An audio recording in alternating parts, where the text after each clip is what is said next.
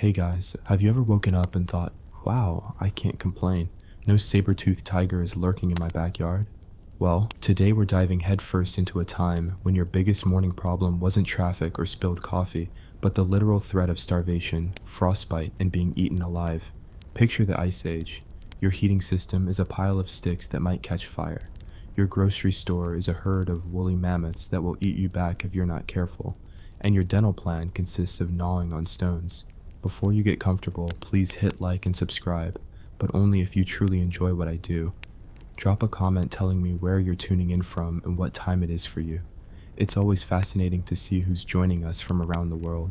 Now dim the lights, maybe turn on a fan for that soft background hum, and let's dive together into today's journey. Imagine waking up in a cave that's colder than your ex's heart, wrapped in animal skins that smell like yesterday's kill. Your first thought? Do I dare light a fire this morning, or should I ration my precious tinder sticks? Because once those sticks are gone, you're signing up for the Deluxe Frostbite package. The Ice Age wasn't just cold, it was the absolute worst thermostat setting in human history. Let's talk diet.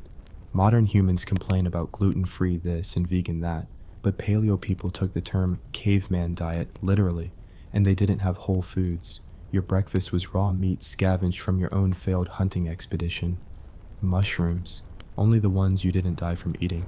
Berries, sure, if you like your morning snack laced with botulism. And water? If it wasn't frozen solid, congratulations. You just ingested a colony of prehistoric bacteria that will throw a party in your intestines. Now, disease control. Today we gripe about catching the flu and taking a couple of days off work.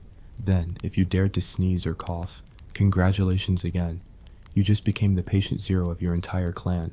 One sniffle could wipe out your small community. No CDC, no vaccines, no over-the-counter meds. Just hope and prayer that the spirits of your ancestors are feeling generous. Oh, great mammoth spirit, please don't let this pneumonia kill me before lunch. Speaking of mammoths, let's examine the hazards. Every time you step outside, you risk being trampled by a giant shaggy elephant that weighs more than your car.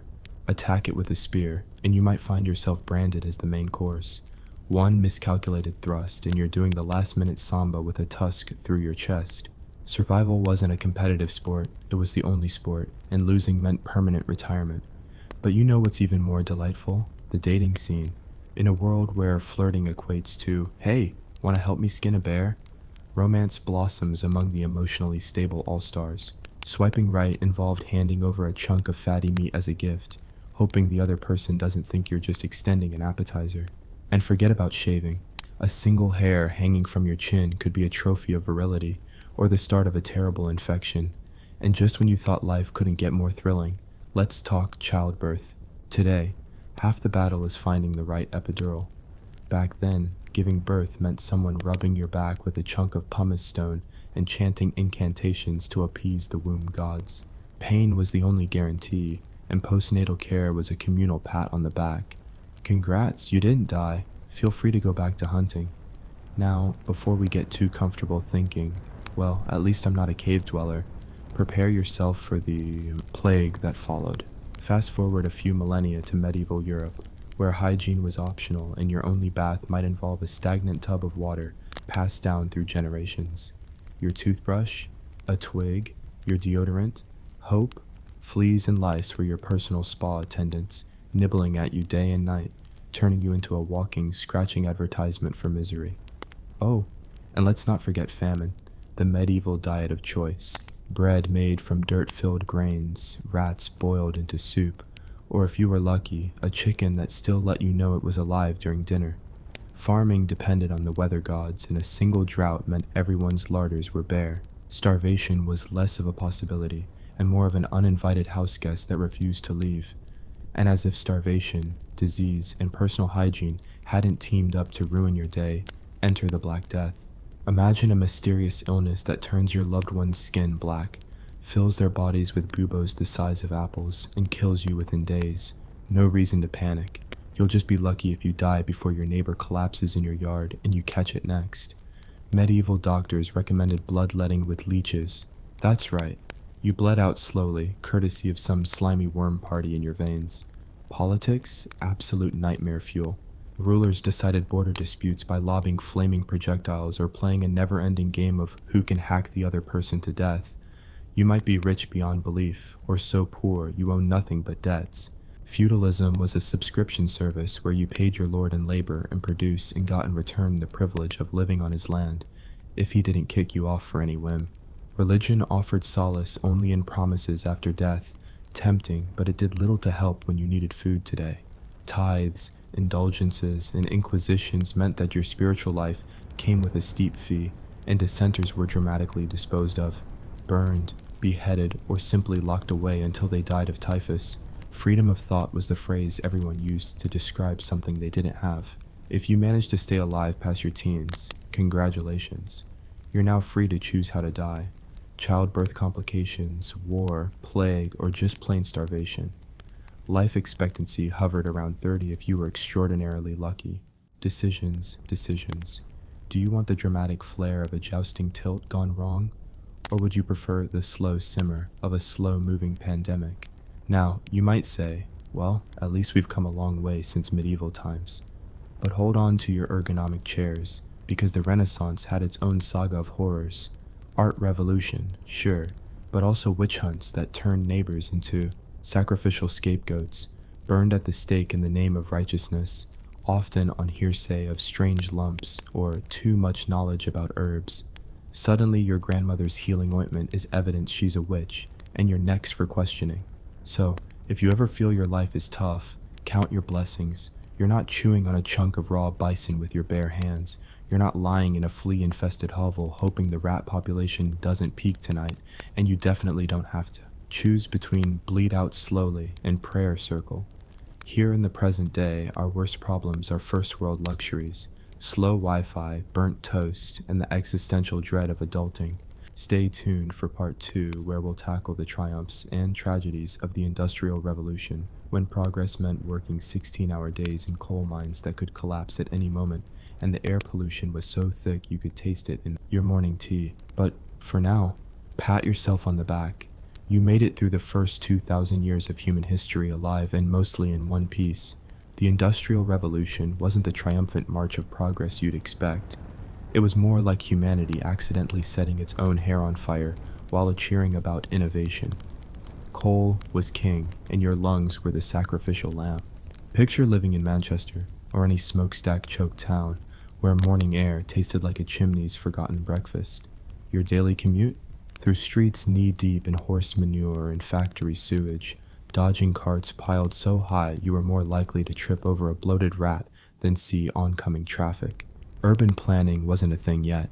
City councils were too busy convincing themselves that breathing soot was character building. Let's talk labor conditions. You think your 40-hour work week is a grind?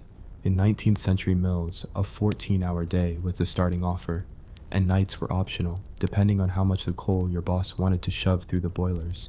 You're sweating over a spinning mule, teeth chattering from the frigid draft, praying the next machine jam doesn't sever a finger, and if it does, good luck convincing the overseer that you're not just slacking off. Lost a limb? You're unemployable, uninsurable, and probably in debt from hospital fees that covered half a teaspoon of ether and 4 stitches of rotten thread. Child labor was the era's favorite efficiency hack. Why pay adults when you can squeeze toddlers into coal pits? Kinder mining programs involved sending children as young as 5 down narrow shafts to crawl on hands and knees, hauling heavy tubs of coal by candlelight that flickered out if you breathed too hard. A runaway cart could crush your legs, a roof collapse could bury you alive.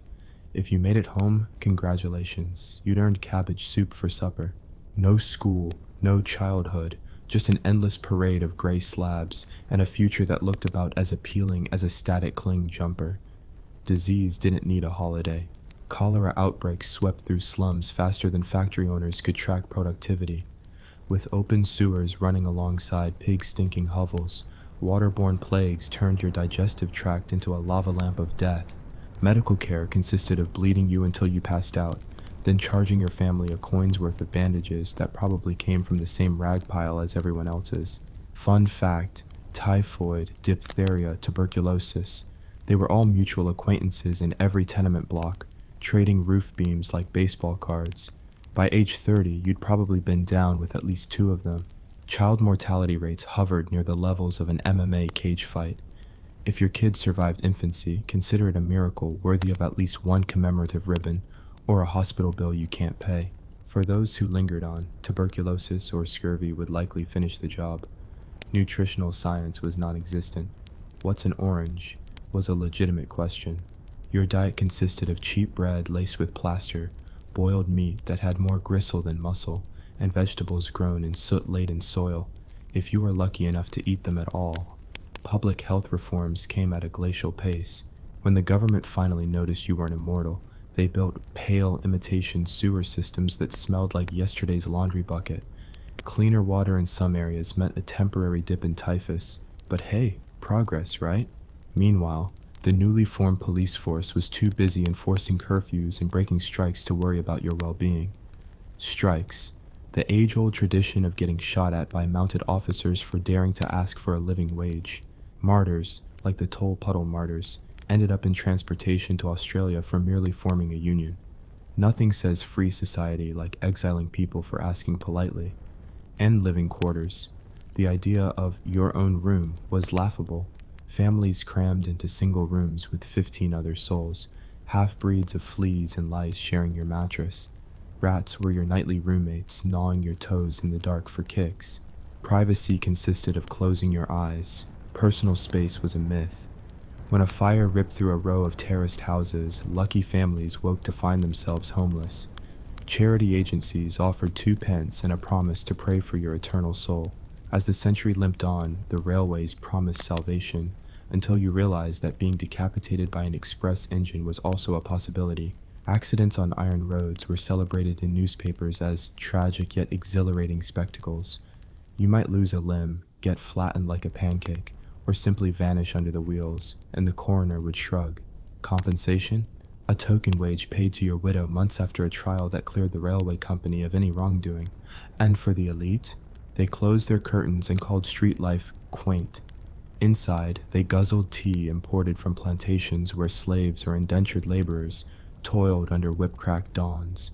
Silk dresses brushed against the backs of noble women, oblivious to the blood-soaked cotton that funded their afternoon teas. The same gentlemen who decried savage Eastern customs made their fortunes off opium wars, sending cheap narcotics to China and watching it tear families apart, all while sipping brandy in their leather-bound clubs. Toward the late 19th century, the world churned into the Gilded Age. Gold linings included steam-powered marvels, electric lights, and telegraphs that connected continents. Yet, the marvel came at a cost. Smog so thick that children couldn't see the sun, and plumes of pollution that turned lakes into acidic death traps for fish, and anyone who drank them. The motto became, "Your lungs will rust like ancient iron, but at least you can read by electric lamp." If you survived the Industrial Revolution's smothering embrace, the early 20th century offered its own catastrophes. World War I beckoned with promises of the war to end all wars, a notion as delusional as expecting a coal-black chimney to vanish after one scrub. Trench warfare, 7-mile lines of sheer misery, ankle-deep in mud and rotting corpses. Shell shock was the polite term for nervous breakdown, and mustard gas gave a fresh twist to respiratory collapse. Letters home bragged about weapons of mass destruction, while you counted fleas and rats as your only bedfellows. The 1918 influenza pandemic followed, a bonus round of death stampede that made World War I casualties look like a minor skirmish. Cramped military hospitals teemed with beds stacked 3 high, the scent of antiseptic masking the odor of dying men. Entire towns were decimated as the virus leaped from trench to trench, ship to port, and household to cradle. No epidemiologists, no vaccines, just barbed wire isolation and telegrams bearing black borders. In the roaring 20s, you might think, some breathing room, but prohibition gave organized crime a starring role. Bootleggers were the era's rock stars, and your weekend party involved dodging Fed agents carrying Tommy guns. Speakeasies thrived in cellar bars, rat-infested joints that served bathtub gin so toxic it peeled paint off walls and your liver. When the Great Depression hit in 1929, it was a swift kick to the gut, plummeting stock markets and bread lines snaking around city blocks like death watch serpents. Hoovervilles sprang up overnight, offering cardboard shacks and the promise of next meal's uncertainty.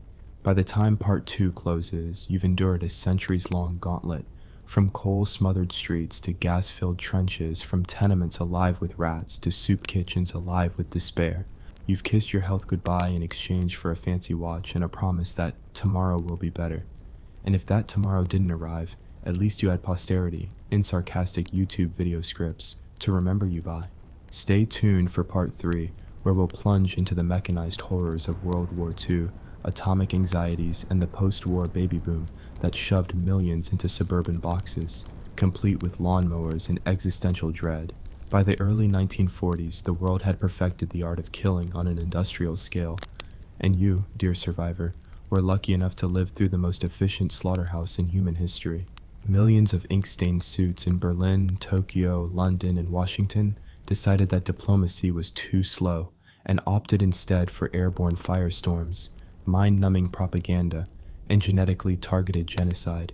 There were no rest days or sick leave, just round-the-clock massacre, and if you thought duck and cover drills in school were overblown, try watching your city crumble under a blitz that turned familiar cobblestones into powdered ash. Imagine waking up to the wail of air raid sirens, the momentary hope that it's a test, and then the acrid thunder of Stukas overhead as they rip your rooftop apart. Your fireplace serves as a furnace for bodies, not comfort. You learn to identify the silhouette of a Messerschmitt before the bomb hits, kind of like bird watching, but with more screaming and fewer binoculars. If you're lucky enough to survive the initial strafing, you jockey for position in a cramped Anderson shelter in your backyard, next to old Mrs. Kowalski, who insists on knitting socks for the Wehrmacht as she coughs up her lungs from London's pre-war coal haze. Across the channel, rations are tighter than your grandmother's corset, with powdered eggs that taste like chalk and margarine that's suspiciously rancid. You measure your remaining calories in fractions of a biscuit and debate whether the tin of bully beef is worth the risk of opening, because once you crack that tin, you've issued a dinner bell to every rat in the neighborhood. Hunger becomes the background music to nightly horrors, misplaced bombs, screaming sirens, and the feeling that the world's most powerful nations have declared you collateral damage. Meanwhile, in the East, Imperial Japan perfected kamikaze logic long before they perfected basic plumbing. Pilots strapped to explosive darts dove into American destroyers in fanatical arguments with Newton's third law. If you were aboard one of those ships, you spent your nights pumping salt water from the bilge, and your days pumping lead into anything that looked Japanese. Malaria, dysentery, and sunstroke were the scenic extras in a Pacific epic of island-hopping misery. When you finally made it home, if you were among the 30% of survivors, you discovered your spouse dead of pellagra, and your kids traded for rice by neighbors who promised to keep them safe. But the war had other horrors off the battlefield. The Holocaust machine turned humanity's best accountants into experts at mass extermination. Boxcars of misery cranked out overnight, disgorging skeletons into gas chambers with methodical precision. When liberation finally came, soldiers found emaciated ghosts who stared at them like men awoken from a waking death. If you survived Dachau or Auschwitz, your first taste of freedom was a piece of chocolate so sweet it felt like betrayal, a reminder that the world outside had normalcy to spare. Then came summer 1945, when two .com levels of apocalyptic punch landed in Hiroshima and Nagasaki. Mushroom clouds blossomed like grotesque flowers, vaporizing everyone in a mile-wide circle. Survivors, Hobakusha, were left with third-degree burns, radiation sickness, and the unshakable feeling that you'd been upgraded to a science experiment. Enter the atomic age, a period when everyone agreed that more firepower would solve everything as long as you weren't standing too close. Fallout shelters became the ultimate man cave decor, stocked with canned pineapple and Playboys, because if civilization is ending, at least you can have leisure reading. Welcome to the Cold War, where the motto "better dead than red" became your bedtime lullaby. You learned to duck under desks in school, recite patriotic slogans on command, and suspect your neighbors of drafting spy novels in their basements. The McCarthy trials turned lunacy into performance art, with innocent people parading across Senate committees like sideshow attractions. Denounce a friend and you earned a prime spot on television. Refuse to denounce and you earned the same spot, but with extra FBI files. Hollywood lent its glitter to the war on ideology, churning out B-movies where communists lurked behind every lamppost, ready to steal your purse and your freedom in the same motion. Yet for all this fear, the post-war economy roared back like a hungover boxer with a broken jaw. Factories that once cranked out tanks now cranked out refrigerators and televisions the size of small cars. Suburban developers bulldozed prairies overnight, erecting identical cookie-cutter houses in neat rows. The GI Bill handed veterans low-interest loans, so you could buy a 3-bedroom ranch with a white picket fence. Even if half your neighbors were battling PTSD, you wouldn't mention until decades later. In this new promised land, conformity was the currency. You got the same bland carpet, the same poster in the den, and the same Sears lawnmower buzzing next door every Saturday morning. Inside these homes, housewives in pastel uniforms learned that Cocker Spaniel fads and Tupperware parties were the pinnacle of human achievement. You spent your days sweeping the same shag carpet, microwaving TV dinners, and smiling for the doorbell camera that mother ignored for 6 months. Real problems, nuclear annihilation, systemic racism, psychological trauma, were politely shelved while you clipped coupons and watched I Love Lucy reruns. If you dared ask for more, you risked being labeled unpatriotic or hysterical, a psychiatric diagnosis with a side of Thorazine. Meanwhile, overseas, proxy wars turned distant jungles into killing fields. Korea, Vietnam, names that rolled off the tongue until you realized they spelled, "Ask not what your country can do for you. Ask how many body bags you can tolerate." In Vietnam, jungles were invisible enemies, booby traps, napalm, and friendly fire, incidents that left you wondering whether the real enemy was geography itself. PTSD was still called shell shock, and therapists were scarce. You came home broken, and everyone expected you to fit back into that neat suburban mold as if trauma were a seasonal allergy. Back on the home front, the civil rights movement shook things up with sit-ins, marches, and speeches that demanded more than just corporate profits and nuclear deterrence. Jim Crow laws resisted change like rust on a battleship, but activists dared to integrate schools and buses with nothing more than courage and the threat of being fire-hosed. Churches became command centers, and the freedom riders risked being beaten or killed for the privilege of sitting at a lunch counter. When television brought scenes of brutality into your living room, you couldn't unsee them. The world's moral ledger suddenly had glaring deficits. By the end of the 1960s, you'd seen a man on the moon, proof that human ingenuity could achieve anything except racial equality, peaceful coexistence, or sane parent-teacher conferences.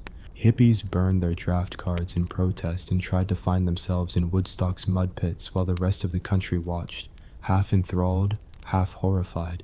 When you weren't fighting for civil rights or protesting against the system, you might be embroidering peace symbols on denim vests or trading acid tabs under street lamps. Social norms dissolved like LSD and tea, leaving behind a kaleidoscope of experimentation, and a generation of kids who looked at wallpaper and thought it was too conformist.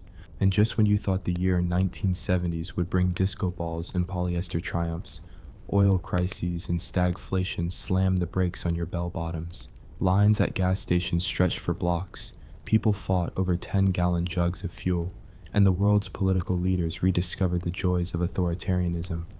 Because if you can't control resources, you control people.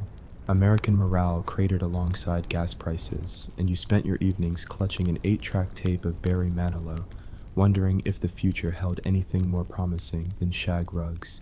Part 3 ends with the world teetering between genius and lunacy, a generation that split the atom and split from tradition in the same breath, a society that sat in bomb shelters and passed the roses of love on the streets of San Francisco, that cheered moon landings even as tanks rolled through college campuses.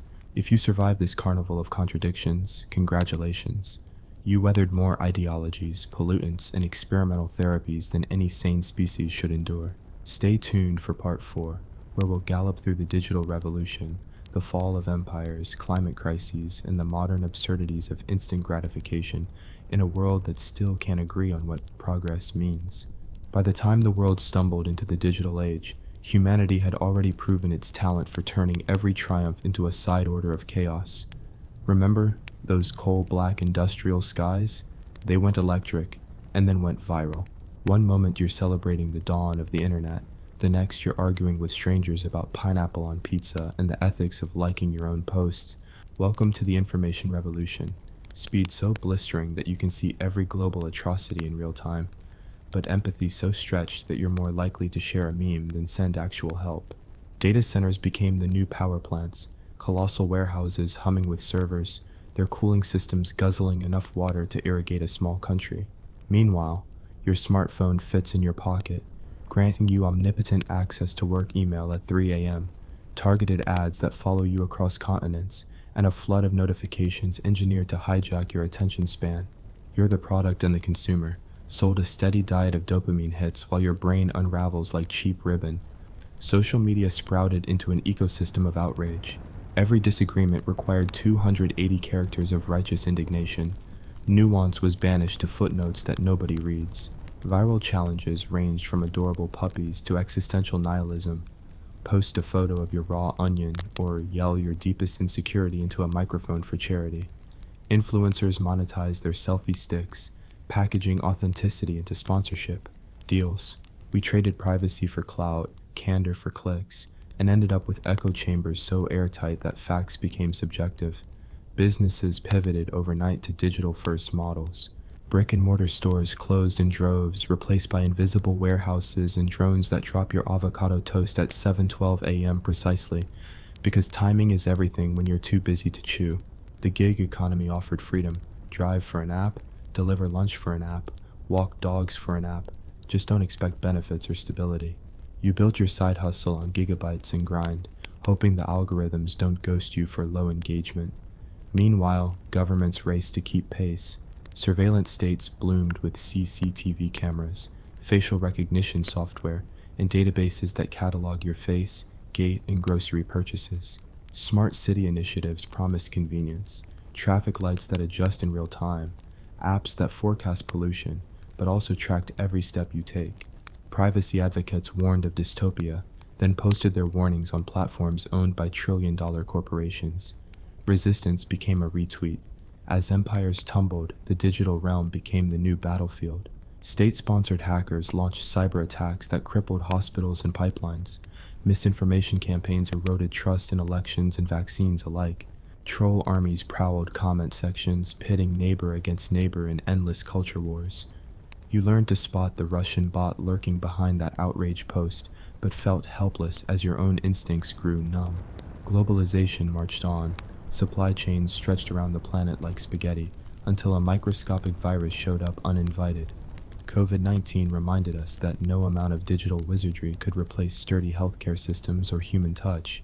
Work from home became the norm. Pajama-clad employees joined Zoom calls from kitchen tables, and "you're on mute" became the catchphrase of survival. The same devices that shrank the world saved it: streaming telemedicine, distance learning, and live-streamed concerts. Yet social isolation spawned mental health crises that no app could fully resolve. Just as we marveled at the resilience of remote economies, climate change rapped on the door with a sledgehammer. Heat waves broke records, forests burned with an intensity that turned skies apocalyptic, and floods snapped ancient levees like wet tissue. Renewable energy buzzwords plastered corporate reports, but emissions kept climbing. We built solar farms on deserts and wind turbines offshore, while plastic islands drifted through every ocean gyre. Our consumer culture, fast fashion, single-use everything, convenience meals, became an affront to the planet. We invented electric SUVs but craved jet-set vacations. We pledged to plant trees but swiped right on endless consumption. Wildlife felt the pinch.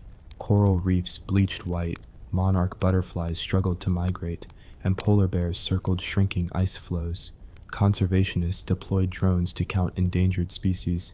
Social media hashtags trended for charity campaigns. Influencers posed with orphaned orangutans, then flew to Bali in private jets to shoot the next post. Eco-guilt became another commodity. Reusable straws sold in plastic packaging. Vegan burgers wrapped in non-recyclable boxes. On the geopolitical front, old powers fracturing, new powers rising. China's Belt and Road stretched across continents, exporting railways and rolled steel, and a brand of surveillance that rivaled its own borders. Democracies grappled with polarization, autocracies perfected digital repression, proxy conflicts migrated online, disinformation, financial sanctions, hacked voting machines. Real wars flared in remote regions, but you could watch a live stream of an artillery strike from your couch, burger in hand, cheering or jeering as if it were esports. In parallel, the AI revolution dawned. Algorithms sifted through mountains of data to recommend songs, diagnose diseases, and drive cars, sometimes into pedestrians. AI-generated art flooded galleries, chatbots penned essays, and coded websites. You marveled at the convenience, instant translations, curated news feeds, personalized workouts. But behind the scenes, invisible biases enshrined systemic inequalities. Deepfakes blurred reality, and automated decision-making stripped away human judgment. You complained when customer service was a bot, then applauded when chatbots wrote whole novels. The line between tool and deity blurred. Social movements found new megaphones. Me Too, Black Lives Matter, climate strikes. Activists organized global protests via encrypted messaging apps. Solidarity spread like wildfire, but slacktivism lurked nearby. Changing profile pictures sufficed in place of real action. Governments responded with hashtags of their own.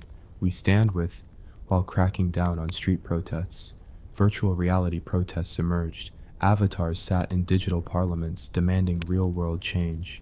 Through it all, consumer culture reinvented itself. Subscription services invaded every corner. Music, movies, fitness, meditation, recipe kits, each with its own monthly fee. You needed 10 tabs open just to keep track of your streaming passwords. FOMO became the business model. Limited drops, flash sales, NFT art that offered ownership of digital images nobody else could see. Crypto hype promised to unbank the unbanked while enriching early adopters. Blockchain evangelists foresaw a transparent utopia, but instead spawned energy-guzzling mining operations and pump-and-dump schemes. Mental health soared, like a balloon ready to pop. The irony, connectivity had never been higher, loneliness never deeper. Smartphone addiction studies ranked alongside opioid research. You tracked your steps, heart rate, mood, quantified self-metrics that turned lived experience into spreadsheets. Meditation apps nudged you to be present, while news apps pushed 1,000 stories of disaster. Attention became the scarce resource, and attention thieves lurked in every notification badge. As we approach the present, mixed messages abound. Electric vehicles promise emissions cuts, but lithium extraction scars landscapes. Plant-based meats reduce methane but require industrial processing. Smart thermostats optimize energy use, but require data collection that may feed surveillance. Sustainable fashion brands tout recycled fabrics but operate on fast fashion timelines. The path forward demands trade-offs more complex than any industrial revolution's simple choices. Yet hope persists in grassroots initiatives. Community gardens reclaim vacant lots. Regenerative agriculture restores soil. Repair cafes revive broken gadgets. Open-source developers collaborate across time zones, designing software that anyone can audit. Nuclear fusion experiments edge closer to reality, offering a potential clean energy holy grail. And youth movements, galvanized by urgent climate science and digital savvy, demand systemic change. In this final act, the horror and the wonder coalesce. We're living through the greatest experiment in human connectivity and creativity, while simultaneously testing the planet's thresholds and our moral resolve. We binge-watch apocalyptic dramas even as real-world sewers back up.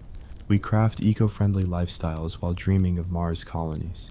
We automate routine tasks and wonder what work will remain. We package empathy into emojis and discover what it means to be human in pixels and code. So here we stand, survivors of millennia of missteps, inheritors of inventions that can kill or cure, marketed to death with algorithms that know us better than we know ourselves. If part 1 kicked off with hunger and frostbite, part 2 with soot and strikes, part 3 with bombs and ideology, part 4 brings us face to screen. The worst time to have ever been a human? Maybe it was the past, maybe it's now, maybe it's the future we're busy building. But remember, the same species that turned stones into skyscrapers also weaponized them. The story of survival is ongoing, and our choices will script the next chapter, whether it's a cautionary tale or a triumphant sequel. So charge your devices, clear your browser tabs, and most importantly, stay curious. Because if history has taught us anything, it's that the worst time to have ever been a human is precisely when we stop learning from our mistakes. Imagine waking up one morning and realizing the sky looks like a bruise. Dull, purple, and ominously silent. What if I told you that for over a year, people across Europe, the Middle East, and Asia believed the sun itself had gone on strike? Before you get too comfortable with today's sunshine-filled skies, hit like and subscribe, but only if you truly enjoy what I do. Drop a comment letting me know where you're tuning in from and what time it is for you.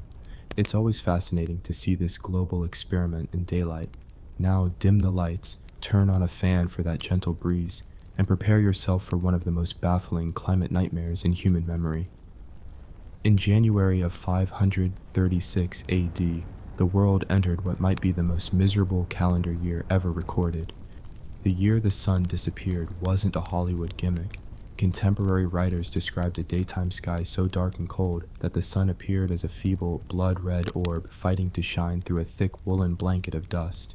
Reports flood in from the Byzantine Empire to China, from Ireland to Persia, all telling the same terrifying tale. Food rotted in fields, rivers froze in summer, and fear ruled every hearth. Most modern explanations point to a colossal volcanic eruption, probably in Iceland, that spewed enough ash and sulfur into the stratosphere to blank out the sun for more than a year. But back then, lacking seismographs or satellites, people assumed divine wrath, the apocalypse, or simply that the sky was falling. Imagine traveling merchants crossing Europe, desperate for firewood, only to find entire forests shriveled in the cold. Picture farmers watching their barley fail, day after day, as they scraped ice off their goats' backs in June. Survival in 536 AD was a grim lottery. People had no idea why daylight was dimmer than a candle flame, but they knew raw crops wouldn't cook, grapes turned to vinegar on the vine, and famines would soon follow. Entire villages reportedly abandoned their homes in search of warmer climates, only to find the chill followed them. In China, court historians wrote of dust that turned the moon dark and made it like blood. Merchants traveling the Silk Road moaned about caravans slowed by ice and plagued by hunger. But let's zoom in on a single day. Imagine you're a peasant in a small Lombard village in northern Italy. It's the dead of winter, or so your calendar tells you, but frost clings to every blade of grass like nature's cruel cling film. You step outside your hut at dawn, expecting a pale orange orb, but instead see a dull, chalky smear in the sky. The sun emits no warmth. You pull your wool cloak tighter around your shoulders and begin the day's chores. Your wife kneels by the hearth, coaxing what little heat remains from damp wood. The smoke hangs low, mingling with volcanic haze that makes every breath taste like ash. Your main hope for food lies in a communal grain store that the local lord has been trying to keep stocked, but weeks of frost have destroyed the last of the winter wheat. Barley groats will have to do, though they beat chewing on stale bark. At midday, if we can call it that, you gather at the Lord's barn, where half the village huddles in panic. Children's cheeks are hollow. Elders whisper prayers to every saint they can remember. The local priest, terrified himself, tells you it's a test from God. He preaches fire and brimstone sermons, urging penance and sacrifice. But sacrifices, usually sheep or goats, have been gutted for warmth already. By summer, the cold only intensifies. In the month of May, scorching sun should ripen fruits, but instead rivers around the Alps freeze over, trapping fishermen on jagged sheets of ice. When they haul in nets, they find nothing but dead carp encased in frost. Traders heading to Milan with barrels of olive oil and wine discover the Mediterranean coasts are churning with unusually cold currents. Barrels freeze solid, bursting their staves. Local vineyards, already vulnerable to spring frost, see entire vines blacken and die. Wine, the lifeblood of medieval spirits, both figurative and literal, becomes pricier than gold. As autumn rolls in, the food crisis escalates into famine. In Ireland, monastic scribes lament land so barren that lepers, beggars, and the poor swarm abbey doors like flies. The monks distribute whatever wheat they can spare, but it's a drop in the ocean. Reports from the Eastern Roman Empire speak of entire troop battalions weakened by hunger, unable to repel invading Goths and Persians. A weakened empire bleeds territory. The grain fleets from Egypt, once the breadbasket of Constantinople, can't navigate the stormy seas and dark skies. Medieval medicine offers no cures.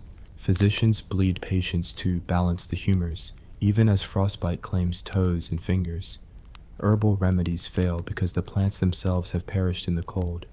Hot baths, a luxury in Byzantium, become deadly as furnace fuel grows scarce. Even spices, from India or Arabia, grow too expensive to soothe stomach ailments.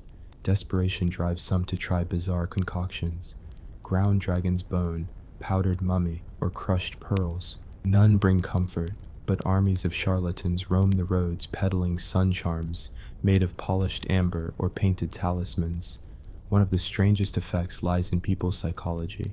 Sun worshippers in Persia hold impromptu ceremonies at dawn, creeds crumbling under volcanic gloom. Druids in Britain, once aligned with the rhythms of nature, find their prophecies rendered meaningless. Even astronomers in Chang'an, modern Xi'an, note solar eclipses in their dusty scrolls, but eclipse patterns can't explain a year of darkness. Some scribes whisper of cosmic battles between dragons in the sky or the moon swallowing the sun whole. Fear spirals into superstition. Dogs howl at noon, birds migrate erratically, and livestock birthing stillborns become an everyday horror. Cities, those primal engines of civilization, fare no better. In Antioch, the million-strong metropolis, trade grinds to a halt. Markets empty, artisans barter pottery for grain. Christians and pagans alike blame one another. Riots break out when the Fire Temple's priests demand sanctuary for Zoroastrian rituals to placate the sun god. In Alexandria, scholars lock themselves in the great library, trying to divine arcane texts for explanations.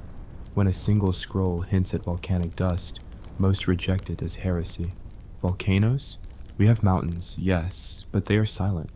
It takes decades before geology emerges as a science. Perhaps most chilling is how quickly societies teeter on collapse. Some tribes in Scandinavia abandon permanent settlements, returning to nomadic hunting as caribou herds wander south in search of forage. In the Alps, shepherds drive flocks into valleys that should be icebound, only to find the same frost choking the lowlands. Alpine passes become death traps as avalanches of volcanic ash bury trails.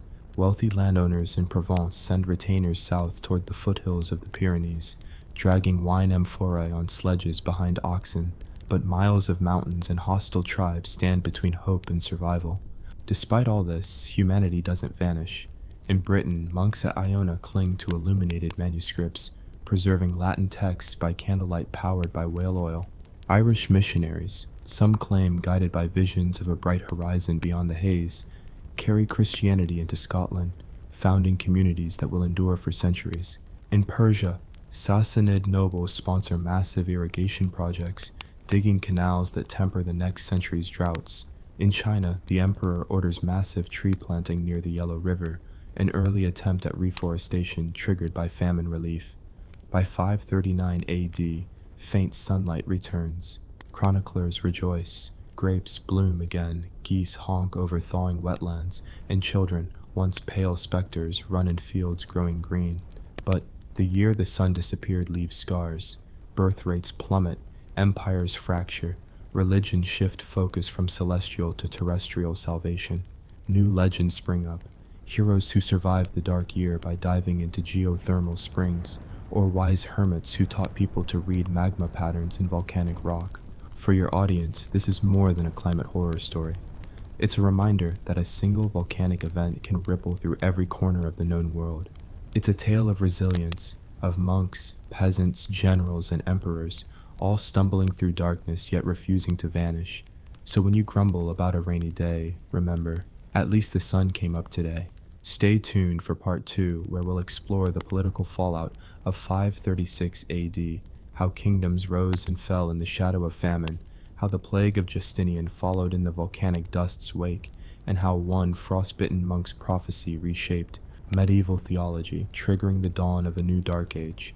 Before famine shattered kingdoms and the plague claimed emperors, the fallout from a sky choked with volcanic ash set the stage for a geopolitical apocalypse more disastrous than any battle plan. As the meager sunlight returned in fits and starts, rulers discovered their tax revenues had cratered along with their harvest, and desperate subjects weren't exactly lining up to pay. In Constantinople, Justinian the Great paced the marble halls of the great palace, eyeing the imperial coffers like a miser over his last gold coin. Grain shipments from Egypt, once so reliable they were dubbed the loaf that fed an empire, arrived weeks late, logged in by skeletal crews hollowed out from hunger. Officials tried to stretch reserves by mixing barley and chickpea flour into the wheat ration, producing bread so foul that rats refused it. Housewives reported loaves that tasted of dust and tears. Some went so far as to use crusts as doorstops. Tax collectors, who normally terrified peasants into coughing up gold, found themselves battered with clubs and driven back to the city gates. To patch the shortfall, Justinian ordered massive spending on public works, churches, baths, aqueduct repairs, assuming that keeping the populace busy and pious would distract them from empty stomachs. The Hagia Sophia project, one of history's most ambitious construction sites, became a taxpayer-funded sweatshop where poorly clothed laborers toiled under half-lit skies. Instead of marveling at pendentives and mosaics, these workers grumbled that the emperor's divine vision felt a lot like slave labor.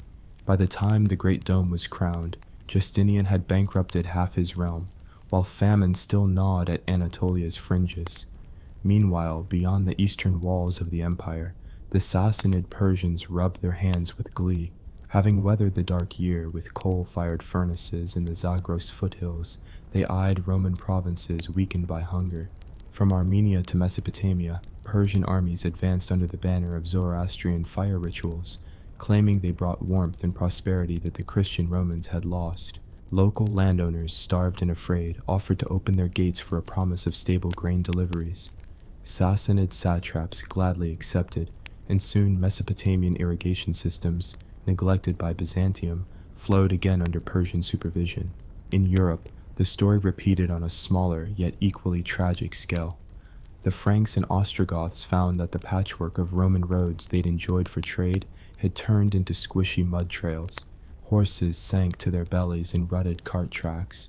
Merchants abandoned luxury silks for survival kits. Tribal confederations that once fought over status badges and spoils now skirmished for salt springs, because a pinch of seasoning felt like a taste of the old world's opulence. Clans led by ambitious warlords raided entire villages, seizing grain and livestock to feed their retinues. Peasants fled to marshlands and forests, forming bands of brigands whose only law was share food or share my spear. Amid this chaos, the church seized its moment. Bishops preached that the sun's disappearance was divine punishment for human sins, conveniently sidestepping the theological embarrassment of a clueless priesthood. They offered penance and indulgences in exchange for tithes, promising that 10% of a poor farmer's meager yield could buy back a future day of sunlight. Candlelit processions wound through mud-caked streets, carrying relics and chanting hymns to coax the heavens into mercy. And as the plague followed the famine, striking in 541 AD with cruel timing, the church declared that only faith could save souls from bubonic death. The plague of Justinian arrived like a carnival of nightmares.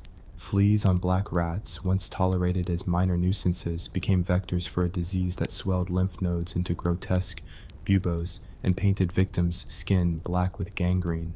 Mortality rates soared to 40% in some cities. Constantinople saw upwards of 10,000 deaths per day. Public cemeteries overflowed, and unaffiliated corpses lay unburied in the streets, festering reminders that no mortal hand could stop the Black Fury. Panic gripped the citizenry. Once staunch families barricaded themselves indoors. Looting became commonplace, and the notion of communal responsibility collapsed like a house of cards. Justinian, determined to outlive his plague, avoided public audiences for months, preferring to hold court through a screen of eunuchs and advisors. When he finally appeared, gaunt and trembling, his courtiers bowed so low that some cracked ribs. To save face, he announced a divine jubilee and distributed gold coins, ignoring that those coins had lost value when silver mines in Anatolia were abandoned due to frost. Merchants no longer trusted imperial currency. Barter re-emerged as the medium of exchange. A goat or a chicken became more reliable than any gold solidus.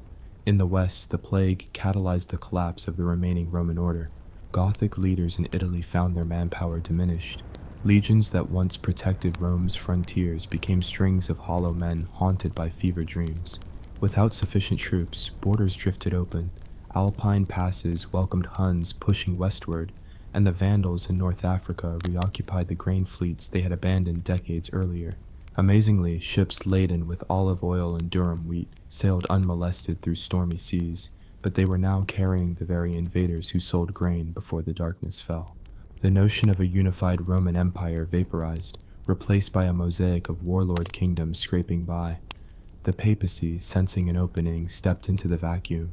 Pope Gregory I dispatched missionaries to England and Gaul, not merely to convert pagans, but to weave a network of ecclesiastical authority that outlived any secular lord. Monasteries, built near natural springs and on well-drained land, became safe havens for the plague-scarred aristocracy, offering hospitality in exchange for land grants. Agricultural innovation, crop rotation, tree grafting, survived within monastic walls, ensuring that Europe's revival centuries later would owe more to monks than emperors. Meanwhile, in Persia, the Sassanids suffered their own wave of plague, so virulent that some provincial capitals temporarily ceased to function. But because their agrarian commons remained more intact after the Dark Year, thanks to southern irrigation, the Sassanids rebounded faster. By 550 AD, Khosrow I the Great embarked on building palaces and improving infrastructure, even inviting Greek mathematicians to his court. This cultural cross-pollination sowed seeds for the Islamic Golden Age that would bloom in the following century. Back in Byzantium, the twin blows of famine and plague triggered seismic shifts in governance. The old Roman bureaucratic machinery groaned under the weight of emergencies. Revolving door appointments became common as officials died faster than replacements could arrive. In 542 AD, law codes were revised to compensate widows and orphans of plague victims, a surprisingly enlightened move, for both moral and practical reasons. Yet land registries became so outdated that by 550 AD, it was nearly impossible to tell who owned what. Large estates were abandoned or claimed by local strongmen. Smallholders sank into serfdom, bound to estates they barely cared for. Trade patterns remapped themselves. Silk production, once a Byzantine monopoly secured by smuggled Chinese silkworms, faltered as mulberry trees suffered from ashfall. Persian silks invaded Constantinople's markets. Chinese merchants on the Silk Road, weakened by plague in Chang'an, sold directly to Persian brokers. From Thessaloniki to Hormuz, new commercial routes sprouted, bypassing Mediterranean waters polluted by ash-coated logs and floating carcasses. In the British Isles, the Irish monks who had endured the Dark Year, by virtue of their island isolation, found themselves triumphant. They exported illuminated manuscripts and agricultural practices back to a struggling England and Scotland. King Ethelbert of Kent, seeking to boost morale, invited Irish missionaries to advise on land management and scripture. Kent's hilly orchards, once frost-swept by ash clouds, produced apples and plums again, just in time for the Celtic Church's Easter feast. The Roman Church bristled at this Irish invasion, but practical kingship overrode doctrinal squabbles. Food meant stability, and monasteries meant literate administrators. By 560 AD, the world was still reeling, but survivors had learned hard lessons. Crop diversity became a watchword. No more monocropped wheat fields across vulnerable floodplains. Communal barns, equipped with raised platforms to keep moisture-laden grain off the floor, became mandatory in many regions. Firewood stockpiles were rotated to prevent rot. Charcoal burners devised better kilns to maximize heat. Medicinal herb gardens proved their worth. Once the plague retreated, communities cultivated yarrow, mugwort, and willow bark in monastery cloisters and village commons alike. Yet psychological scars ran deep. Folklore of the Year of Two Suns emerged, the belief that two small suns had appeared before the eclipse, a superstition surviving in Balkan proverbs. Festivals once held on midsummer solstice migrated 6 weeks earlier, commemorating the brief return of warmth in early June 537 AD. Oral history spoke of the silent bells, church bells that refused to ring during the darkest months. Superstitious villagers believed the bells had been silenced by vengeful spirits and never dared toll them again. Politically, the fragmentation sealed Europe's descent into what later chroniclers called the early Middle Ages. The notion of a unified Western Roman world became a distant memory, replaced by a dozen petty kingdoms tied together by oaths and the moral authority of bishops. Trade reoriented outward. Frankish glassmakers sought sand from Spain. Lombard smiths traded iron for Persian silk, and the Arabian Caliphate on the rise invited Byzantine merchants to open shops in Damascus. The Mediterranean became less a Roman lake and more a bustling crossroads of emergent powers. In Persia and Byzantium alike, a cultural flowering sprang from adversity. Philosophers debated the nature of divine justice. If God had intended the dark year, was it punishment or a test?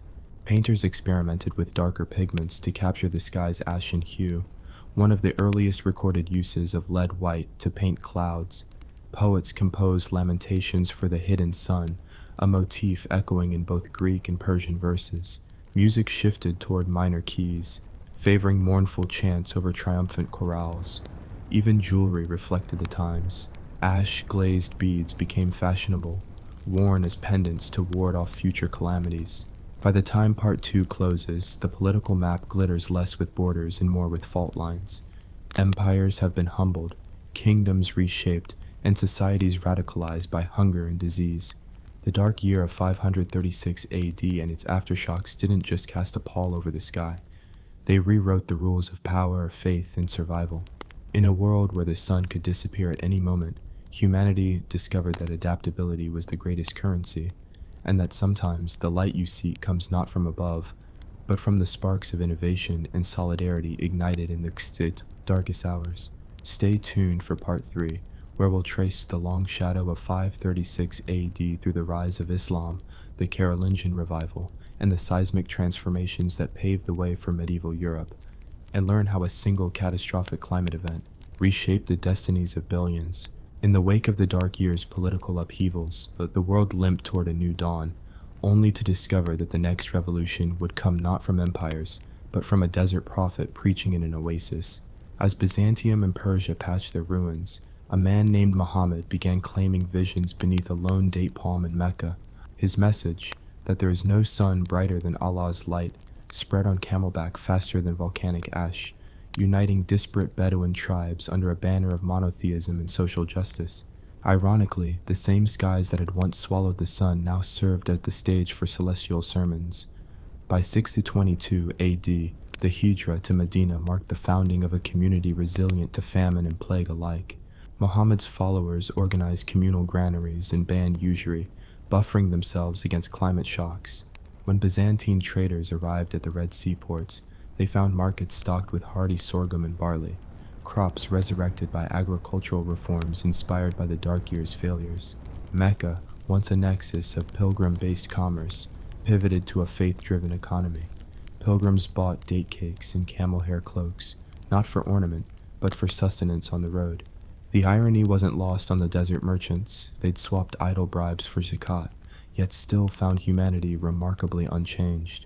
Within a decade of Muhammad's death in 632 AD, Arab armies rode north, not on horses bred for show, but on stallions hardened by desert winds. They seized Byzantine granaries emptied by overtaxed peasants and Sassanid fortresses crippled by succession crises. The Fertile Crescent, once the granary of two empires, became the cradle of a new caliphate. Irrigation canals, rebuilt by captives and engineers alike, carried Nile floods into palm groves, producing dates that fed orphaned refugees from Ctesiphon to Alexandria. Salt caravans traversed the Sahara, replenishing soils that had grown bitter under ashfall. A revolution in logistics outpaced any sword.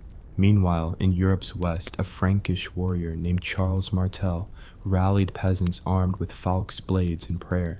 When Umayyad raiders reached the Pyrenees in 732 AD, local lords expected Byzantine cavalry, only to meet plow-wielding serfs who fought for hearth and home. The Battle of Tours, mythologized as a clash between Christian Europe and Islamic expansion, was less about theology and more about survival. Rain-soaked fields slowed cavalry, muddy rivers snapped supply lines. In the end, the Frankish victory wasn't ordained by divine providence, but by soggy terrain and the desperate resolve of farmers defending granaries from strangers. Charles's grandson, Charlemagne, inherited a patchwork of duchies ravaged by decades of conflict and climate uncertainty. He envisioned a revival of Roman order, a Carolingian renaissance built on the ashes of two empires and a hidden volcano. Under his rule, 768 to 814 AD, monasteries became laboratories of innovation. Monks crossbred rye and spelt to produce frost-resistant strains, and they mapped solar angles to adjust planting calendars in highland regions still suffering sporadic frosts. They taught serfs to graze livestock on terraced hillsides, preventing soil erosion that had once turned fertile valleys into dust bowls when ash settled. Charlemagne's court demanded more than farmers could deliver, so he standardized measurements: the Carolingian pound, the league, the acre. Uniformity reduced disputes over grain tithes and road tolls. Distant markets in Pavia and Aachen used the same coinage, minted from silver from Spanish mines intermittently blinded by ash-laden clouds. The emperor even sponsored translators who rendered Aristotle's treatises on natural philosophy into Latin, introducing Europeans to the concept of climate cycles long before geology matured. The Carolingian revival was as much about climate literacy as about cathedral building. Yet beneath the mask of imperial grandeur lay fragile foundations. Charlemagne's death fractured his domain among heirs who squabbled over borders drawn by wind-blown ash. Vikings, little more than Norse fishermen turned opportunistic raiders, noticed that weakened Carolingian defenses made rivers, once choked with sediment from ash runoff, ideal highways for longships. Monasteries built near forked rivers for logistical reasons became soft targets. The same dark soils that fertilized crops muddied the rivers, concealing incoming raiders until it was too late. Looted manuscripts and stolen reliquaries floated back to Scandinavia, ushering in the Norse golden age of craftsmanship inspired by foreign artistry. While Europe fragmented, the Abbasid Caliphate rose in 750 AD, displacing the Umayyads and establishing Baghdad on the banks of the Tigris. Its round city, modeled on celestial perfection, housed the House of Wisdom, where scholars preserved Sassanid hydraulic manuals and Byzantine treatises on astronomy. They charted volcanic aerosol fallout through tree ring samples, an embryonic form of climate science hidden beneath scrolls of poetry. These cosmopolitan labs supplied knowledge back west via Italian merchants in Venice and Bari, who traded olive oil for papyrus and spices. The Mediterranean, once despoiled by ash-choked logs, again became a conduit for ideas. Across the Indian Ocean, the Chola dynasty in southern India capitalized on favorable monsoon patterns altered in the aftermath of the dark year. Ash particles in the stratosphere had temporarily shifted monsoon onset by weeks, teaching coastal communities to adjust paddy planting to new rhythms. Ingenious water tanks and stepwells built to buffer droughts found a second life protecting against untimely rains. Chola merchants sailed to Sumatra and Java, exporting Coromandel textiles and pepper, while importing porcelain and tales of hidden suns. Their empire's maritime prowess owed as much to climatic adaptation as to naval arsenals. Amid these global tremors, the Byzantine Empire's eastern frontiers faced fresh trials. The volcanic dust that had interrupted Mediterranean trade centuries earlier resurged when Katla and Eyjafjallajökull, two Icelandic volcanoes, followed the initial eruption with smaller but still significant paroxysms. In Syria and Egypt, ash-tainted Nile floods deposited silt that choked irrigation canals, triggering locust plagues. Peasants in the Nile Delta harvested half-crops, converting rice paddies into lagoons teeming with fish, a short-term boon that masked long-term soil salinization. Imperial inspectors reported miraculous yields one season and total ruin the next, fueling civil unrest that sultans quelled with heavy-handed corvée labor on defensive walls. In Mesopotamia, Abbasid caliphs tried diverting the Tigris into new channels to wash away salt-encrusted fields. Their greatest engineering feat, a canal system linking the Tigris and Euphrates, doubled rice cultivation but exhausted groundwater reserves by mid-century. New villages sprouted near oases where fossil aquifers still flowed. Caravans carrying sacred water from deep wells earned enormous profits. Poets lamented that the rivers betrayed us, not recognizing that neither rivers nor empires were constants. They were living systems that required stewardship, not domination. By 900 AD, Africa's Sahelian kingdoms had learned from the Abbasid and Byzantine experiments. Gao and Timbuktu emerged along caravan routes that skirted parched zones. Their knowledge brokers, often scholars from Al-Azhar or emissaries from Cordoba, taught Sahel farmers to plant drought-resistant millet and cowpeas. Mosques doubled as educational centers, preserving not only religious texts, but also treatises on hydrology and desert ecology. The trans-Saharan trade in gold and salt flourished on the back of agricultural resilience born of volcanic hardship centuries before. In Europe, the 10th century saw a resurgence of agrarian expansion. Norwegian Vikings had settled in Normandy by virtue of charters negotiated with a weakened West Frankish king who needed soldiers more than land. They introduced iron plows with heavier moldboards to cut through ashen-rich soils.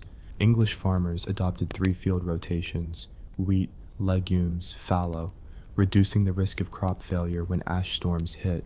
By 1000 AD, the population of Christendom doubled from its low point in the 700s, a demographic rebound fueled by centuries of incremental adaptation. Yet not all lessons were learned. In 1030 AD, the eruption of Mount Hekla in Iceland unleashed fresh ash across the North Atlantic, triggering famines that medieval chroniclers called the Scourge of the North. Scandinavian kings, busy consolidating power, responded with punitive taxes rather than agricultural reform. Peasants from Iceland to Scotland rebelled, forcing monarchs to grant charters protecting farmlands from overtaxation, a rare instance where social contracts emerged from volcanic violence. By 1100 AD, pilgrimage to Santiago de Compostela offered Western Europe more than spiritual salvation. It provided a vector for agricultural and architectural innovations. Pilgrims carried knowledge of improved windmill sails from the Middle East, introducing geared mechanisms that pumped water from wells deep below ash-laden topsoils. Stone arch technologies, refined in Cordoba's Great Mosque, found their way into Gothic cathedrals, creating luminous naves that seemed to mock the centuries-old memory of darkness by flooding interiors with colored light. Across these centuries, the aftershocks of 536 AD persisted, not as static monuments, but as dynamic forces shaping societies from the Sahara to Scandinavia. The rise of Islam, the Carolingian revival, the Abbasid Golden Age, and the Norse expansions all bore the imprint of a world forced to relearn how to read the sky. Empires cracked, faiths shifted, and economies rewired themselves around cycles of fear and renewal. And so, as you scroll through your newsfeed, buffering in milliseconds that medieval scribes would have traded cities for, remember that every innovation, every empire, every prophet's words were forged in the crucible of that one grim year. The medieval world did not simply rebuild after 536 AD. It invented new ways to survive, to trade, to believe, and to dream beneath a sky that once turned its back on humanity. The long shadow of the dark years stretches into our own digital age, reminding us that crises can spark creativity, and that our greatest stories often begin in the darkest hours. What if I told you that a single volcanic sneeze in 536 AD still whispers through the corridors of power, the chorus of your playlist, and the glow of your smartphone screen? Stick around, because we're about to trace the ash-laden footprints from medieval plague pits to modern data centers, and you won't believe how deep the shadow truly runs. Centuries after that fateful haze, the world hurtled through cataclysms it never fully understood, yet each upheaval bore the fingerprints of a sky once smothered in dust. In the wake of the Renaissance's sunlit cathedrals and humanist optimism, the Little Ice Age crept across Europe like a vengeful spirit, its frosts fueled by recurring volcanic tantrums that paled only slightly in scale to the original 536 eruption. Winters so brutal that the Thames froze solid became seasonal spectacles. Londoners skated on ice, merchants sold frost fairs, and engravers immortalized the chaos in quaint etchings, ignorant that they were replaying scenes from an ancestral nightmare. Meanwhile, explorers setting sail from Lisbon and Seville chased new horizons without realizing they were mapping coastlines reshaped by centuries of shifting currents and sediment stirred by ash that once choked rivers from Iceland to China. The age of exploration, hailed as an era of light and discovery, still bore the aftertaste of famine-born desperation. Spanish conquistadors, wielding steel swords and smallpox, cut down Inca empires whose agricultural terraces had adapted to Andean eruptions only to collapse under colonial greed. The shattered societies encountered by Hernán Cortés and Francisco Pizarro had roots in a climate cult born after 536. Their philosophies of reciprocity with Pachamama, a last defense against a planet that had already betrayed them once. Industrial smokestacks, those modern chimneys of progress, roared to life in the 18th century. Yet their carbon plumes only magnified a centuries-old pattern of volcanic forcing and greenhouse feedback. Coal dust and volcanic ash mingled in the atmosphere, each amplifying the other's capacity to darken skies. The same iron rails that powered locomotives across continents had first been forged in workshops that rose to satisfy post-536 building campaigns. Canal locks, cathedral buttresses, and fortified walls, all reusing techniques honed after the dark. Years infrastructural collapses. When the telegraph first crackled messages atop mountain peaks, engineers borrowed principles from monks who had rechanneled spring floods after the Nile's ash-clogged deluge, unwittingly echoing a design ethos born of catastrophe. As Europe's great empires vied for global supremacy, their armies marched beneath flags woven with threads grown in soils enriched by mineral-laden ash. The worldwide Columbian exchange transferred crops like maize, potatoes, and cassava into Eurasian fields, ironically boosting output in regions still throttled by volcanic dust centuries earlier. Irish famines in the 1840s saw people cling to the very potato that Ireland's medieval monks had trialed after the Dark Years famines. But imported blight proved an unforgiving sequel to climate-induced scarcity. Starvation, again, drove mass migrations onto overcrowded steamships, echoing the rivers of humanity displaced when 536 AD emptied granaries and reshaped borders. World War I's muddy trenches and chemical weapons betrayed lessons left unlearned. Chemical warfare repurposed volcanic ash analogs, sulfur mustard, and machine gun defenses exploited earthworks first conceptualized to shield survivors of plague and famine. When archdukes fell in Sarajevo, the subsequent conflagration engulfed empires built on lands once claimed by Justinian's heirs, lands that still bore the heirloom scars of ash-polluted soil and fracturing polities.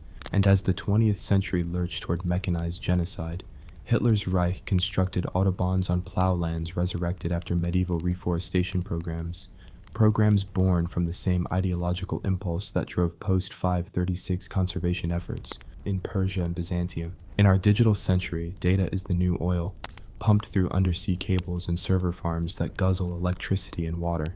Those sprawling complexes sprouted in zones once chosen for geothermal resilience, zones humans fled when ash storms in 536 darkened the Mediterranean horizon.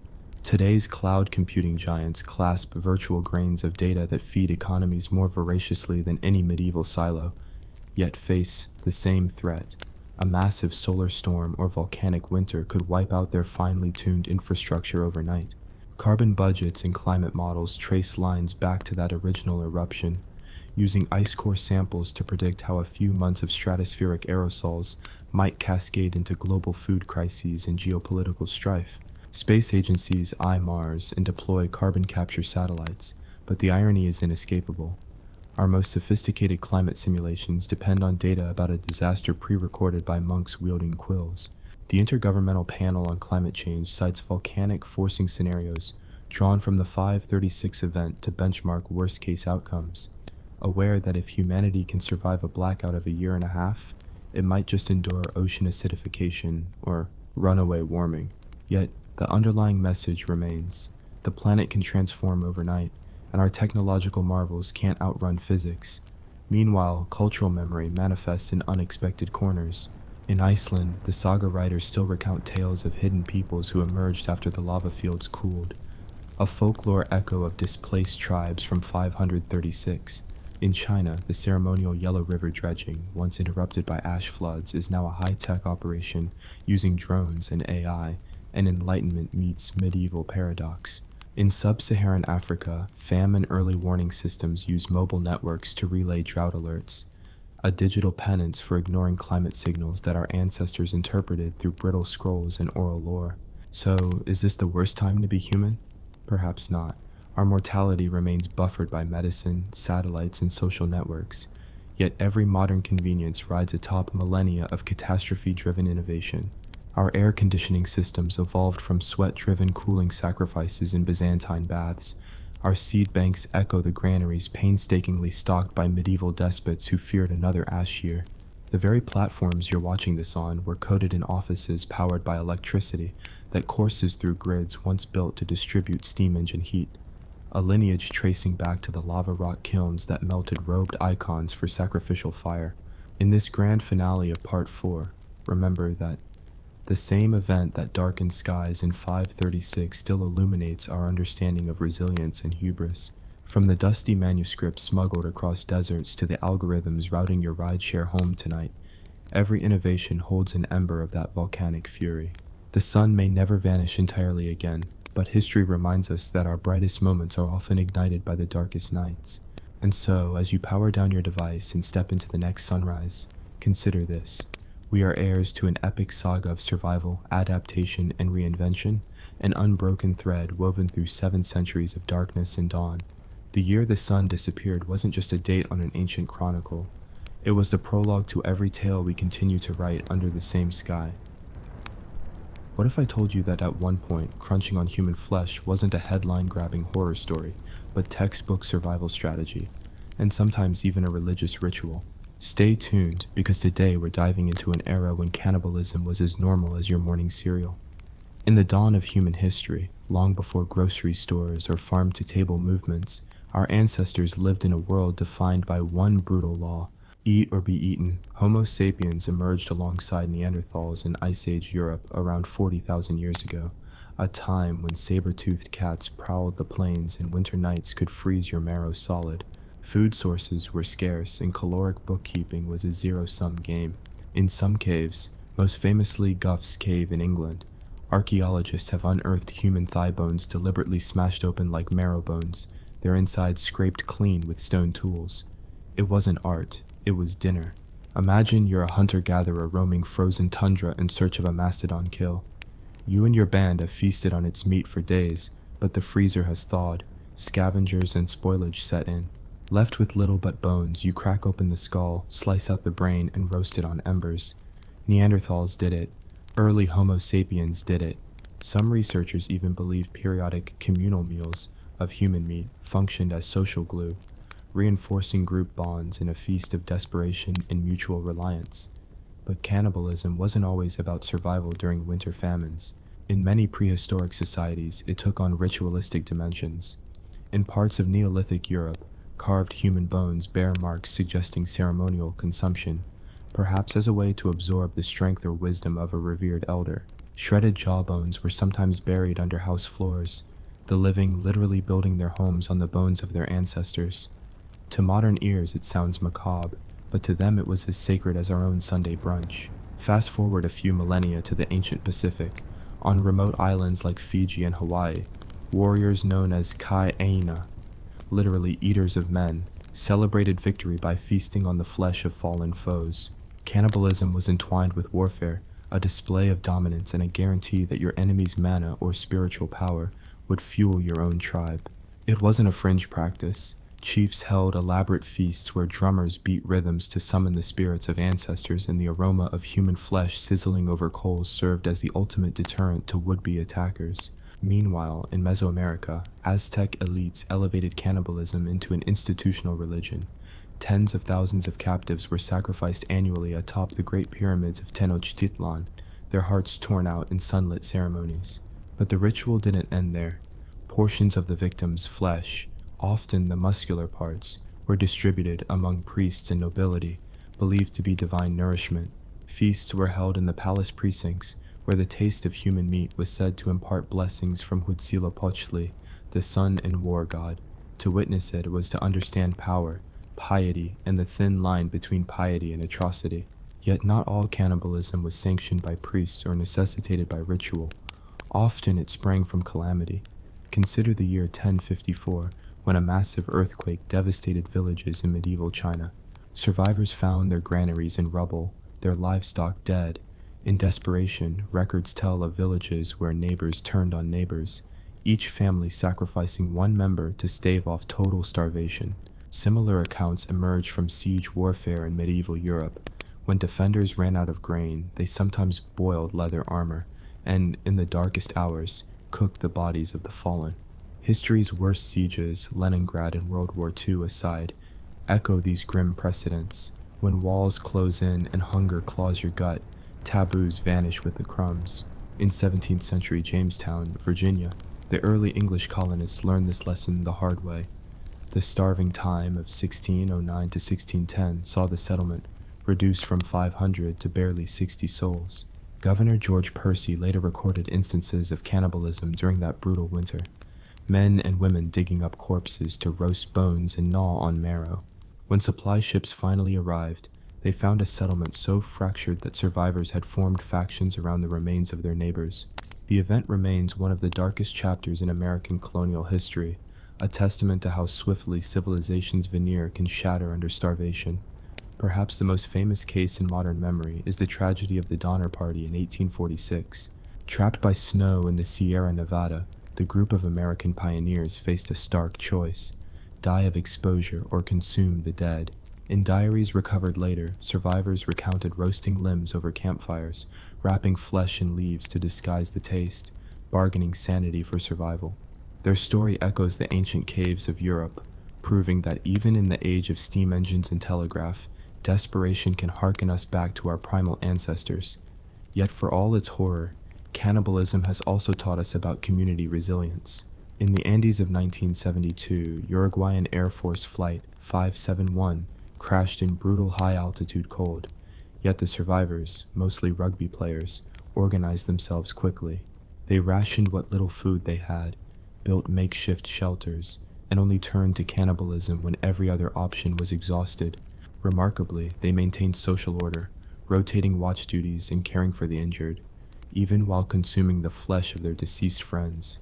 When rescued 6 weeks later, their story became a study in human ethics under extremists, raising questions about survival, dignity, and the lengths to which we'll go to live another day. In each of these episodes, prehistoric feasts, ritual sacrifices, siege-driven butchery, pioneer famines, and plane crash survival, cannibalism emerges not as a monstrous aberration, but as a grim adaptation to the rules of nature and culture. It reminds us that taboos are fragile constructs, easily broken when hunger gnaws at life itself. To ancestors struggling against ice sheets or gods, it was simply another way to get through the night.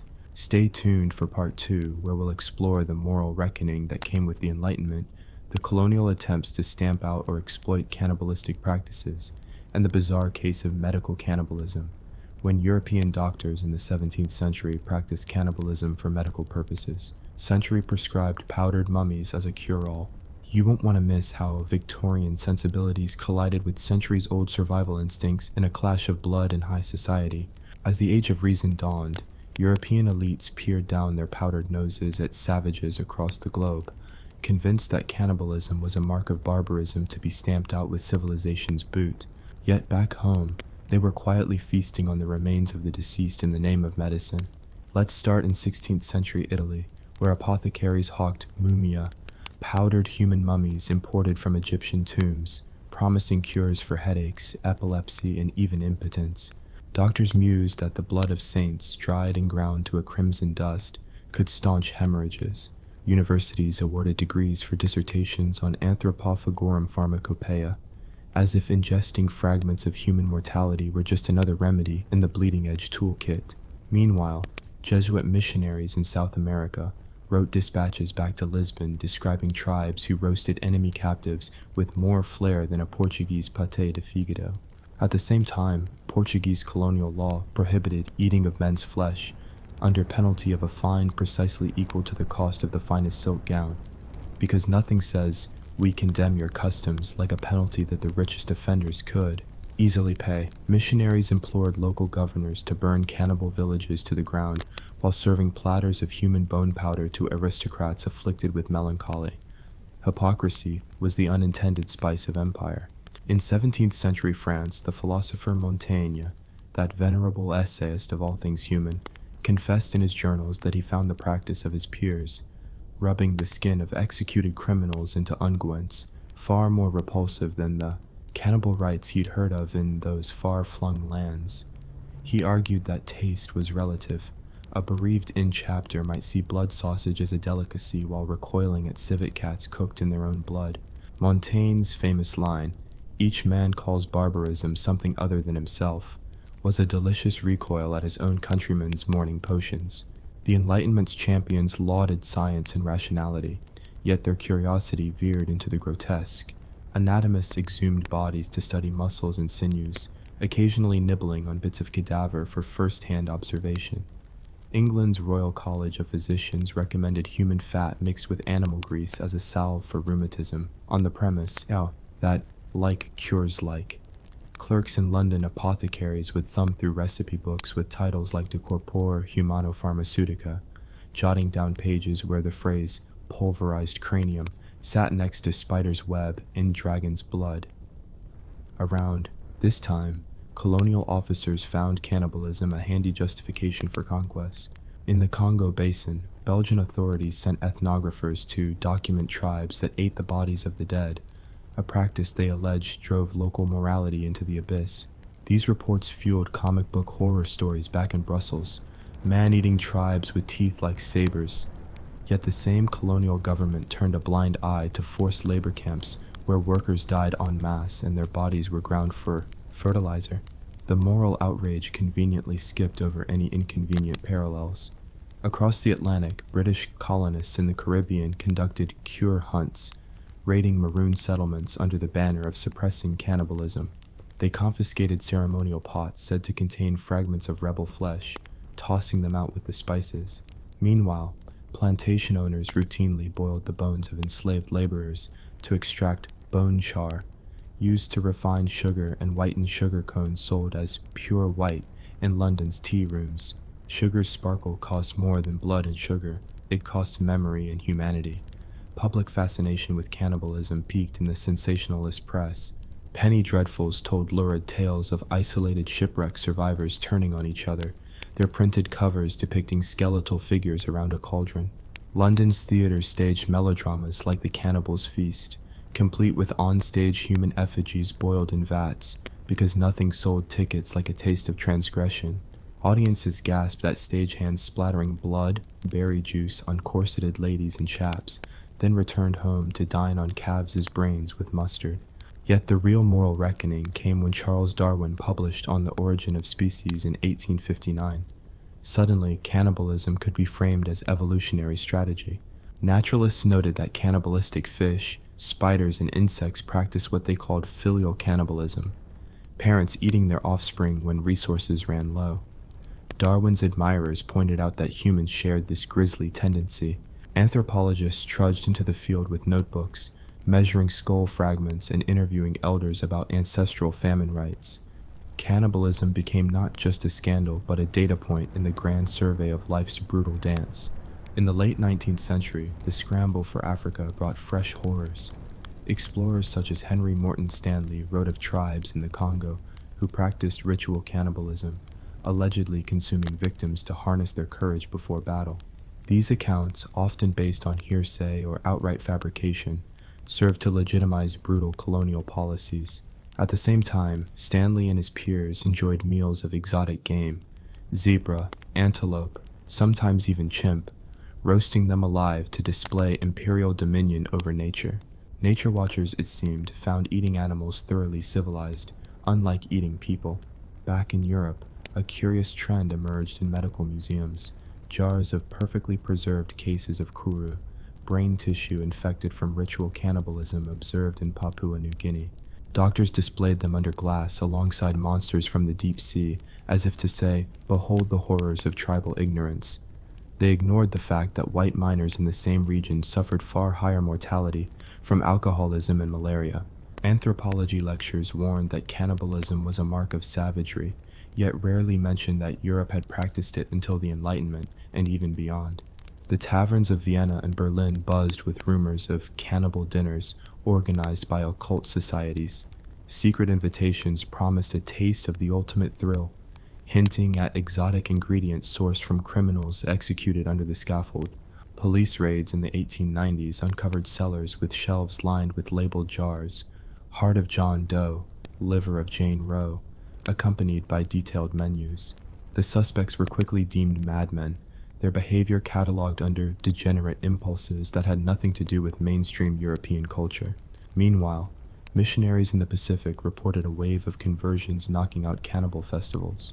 Yet they failed to notice that Christmas feasts in New York often featured rich dishes, foie gras, oysters, pork epic, whatever that may be, that carried the same spirit, a communal indulgence in luxury, a ritualized consumption of flesh that no one, dared call cannibalism. They preached against eating humans while approving the slaughter of geese for glands, pigs for heads, and fish for eyeballs. As the 20th century dawned, social reformers began to view cannibalism through the lens of human rights. Laws against desecrating corpses became common. Grave robbers were hunted down for selling cadavers to medical schools.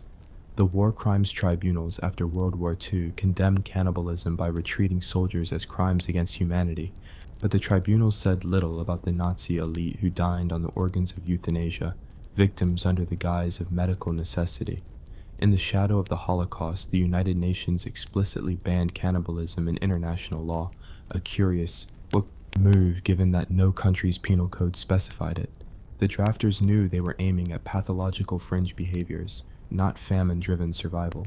Yet journalists seized on every murmur of ritual cannibalism in remote corners, Amazonian cults, Siberian shamans, and broadcast them as proof of enduring barbarism.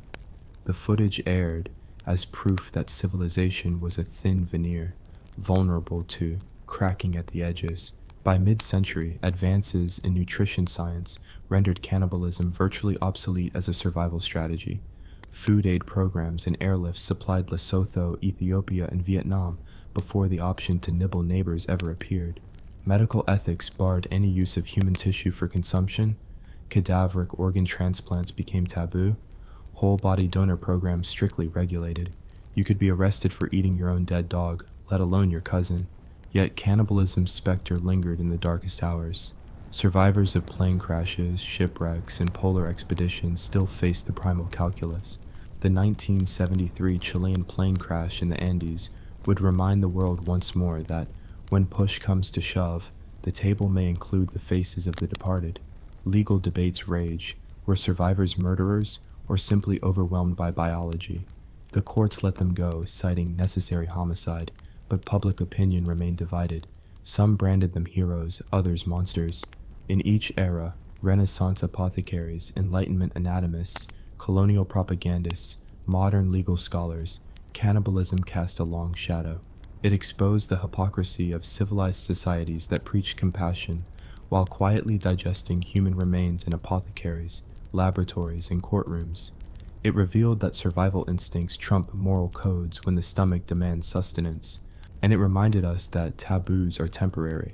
They can be legislated, enforced, and transgressed in turns, depending on who holds power and who holds a carving knife.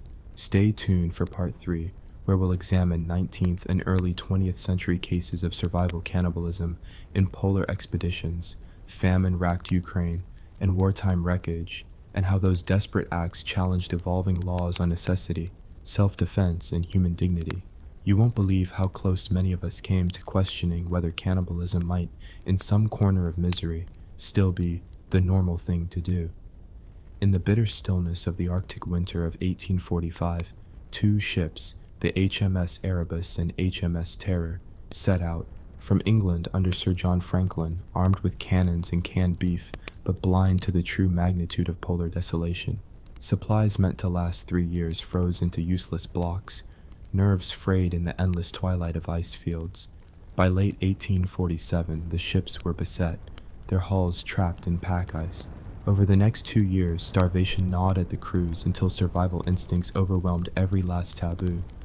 Inuit hunters later discovered camps of skeletal men, their tents bare of anything but tattered uniforms. Scattered among the snowdrifts were butchered bones bearing the telltale marks of human teeth, ribs cleaved open like driftwood, thigh bones cracked for marrow.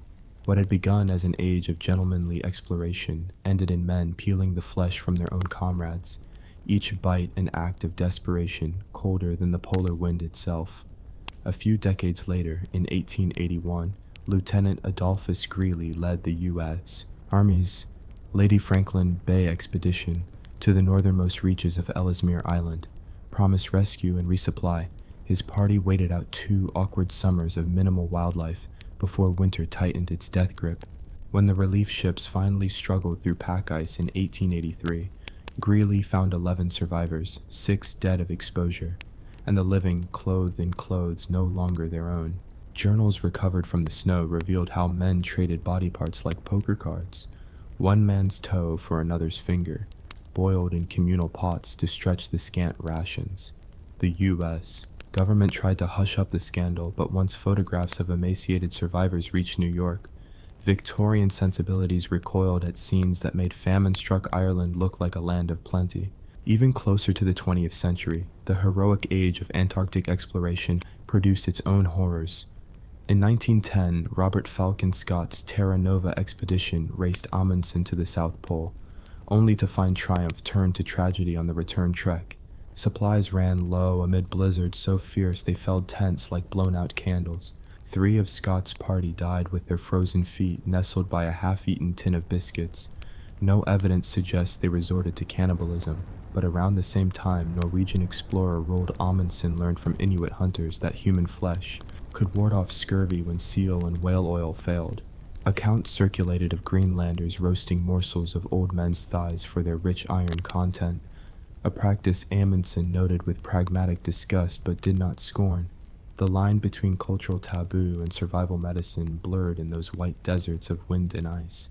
Back in Europe, the aftermath of World War I left a grim theater of suffering in eastern Galicia and Volhynia, regions soon to be subsumed by the new Soviet state. But the famine that followed the Bolshevik Revolution dealt the harshest blow. In the winter of 1921, peasants in Ukraine watched their harvests requisitioned for distant breadlines in Petrograd, while fields lay fallow, seed grain hoarded by officials or stolen by black market gangs. Villagers spoke in hushed tones of Kafka is Chelovechiny, eating people often of children stolen from smoldering huts. In one hamlet, a starving widow confessed to boiling her newborn in a kettle to eke out 3 cups of broth. A neighbor drank it without knowing the secret ingredient until grief gave it away. Soviet authorities jailed dozens for anti-Soviet sensationalism, but whispers of cannibalism, of families consuming the weakest to feed the strong, passed from mouth to mouth like a contagion more terrifying than typhus. The darkest chapter, perhaps, came during the siege of Leningrad in World War II. When the Germans encircled the city in September 1941, rations plummeted to 70-odd grams of bread per person per day, barely enough to keep a mouse alive. Corpses piled in the streets, morgues closed under the weight of the dead. As fountains of fire from siege artillery lit the night, survivors boiled leather belts for gelatin and scraped glue from furniture for calories. Then, in whispered corridors of bombed-out apartment blocks, the unthinkable. Families trading their elderly and insane relatives to scavenger gangs in exchange for a morsel of flesh. Secret police files later confirmed scores of arrests for murder and cannibalism. Some victims butchered alive, others dismembered after death. Despite strict wartime censorship, underground letters smuggled out to Moscow painted a tableau of human desperation that rivaled any horror on the Eastern Front. Across the Pacific, the 1942 fall of Hong Kong under Japanese occupation sparked another wave of famine and atrocity. Chinese residents, cut off from rice imports and starved under brutal military law, feasted on rats, dogs, and eventually each other. British internment camps reported cases of prisoners trading limbs for rice rations, while Japanese reports weathered in dusty archives hint at official indulgence. Some officers allegedly forced civilian laborers to kill sick comrades to feed work. Gangs, after the war, Allied tribunals heard testimony of death teams who butchered Chinese civilians under the guise of disease control, sealing bodies in ovens to supply fat for gun lubricant. The courtroom dramas condemned crimes against humanity, yet prosecutors rarely addressed cannibalism explicitly, as if naming it would summon ghosts too ghastly to behold. Even in the sky, tragedy bred taboo consumption. In September 1948, BSAA Flight 512 vanished over the Amazon en route from Natal to Caracas. When the wreckage washed ashore months later, investigators found survivors so emaciated that they had gnawed at seat cushions and, rumor had it, fallen comrades. No official record survives, but jungle tribes spoke of white men crawling from twisted fuselages, bones bleached under the tropical sun, their eyes hollow with a knowledge too terrible to share. Aviation insurers quietly settled, and the official cause remained unknown. Meanwhile, the rainforest swallowed testimony beneath its green cathedral, leaving only half-decayed journals noting no other way.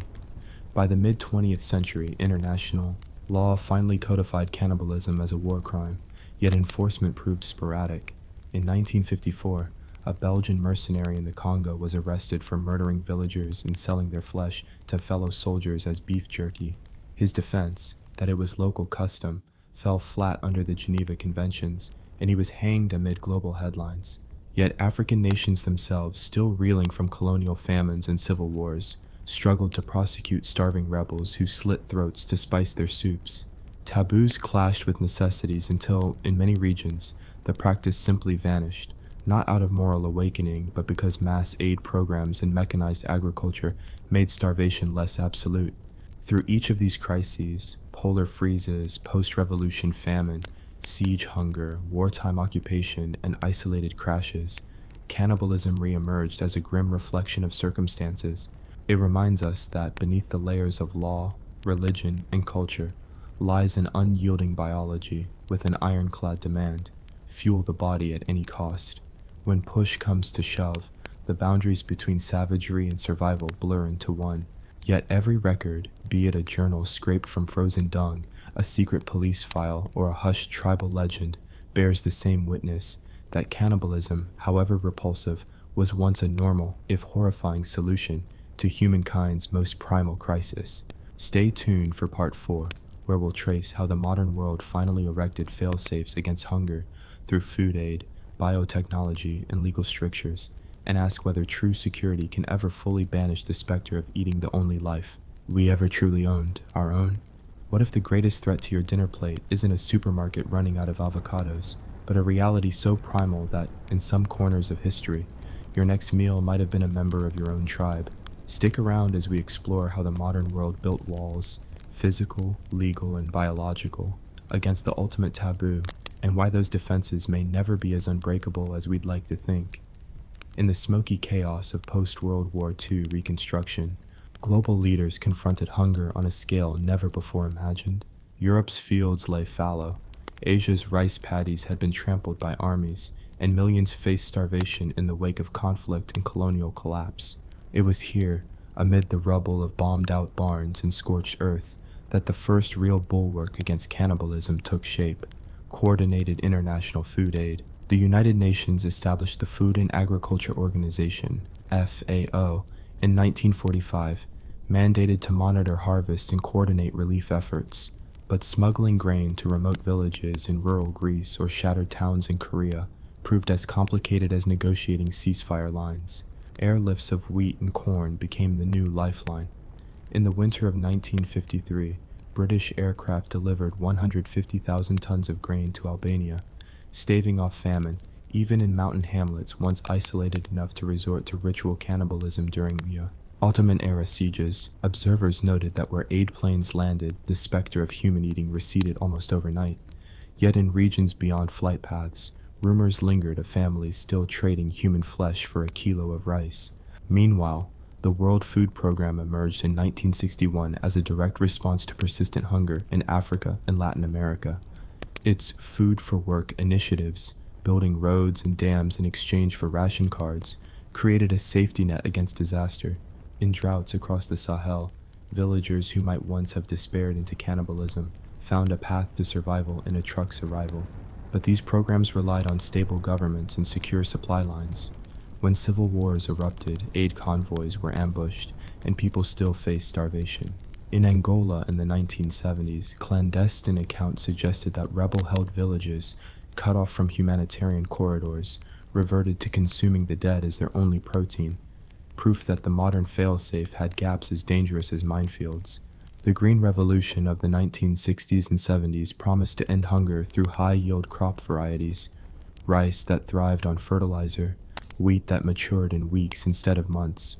Countries like India, once teetering on the brink of cannibalism during the Bengal famine of 1943, saw a bumper harvest that empowered governments to stockpile grain.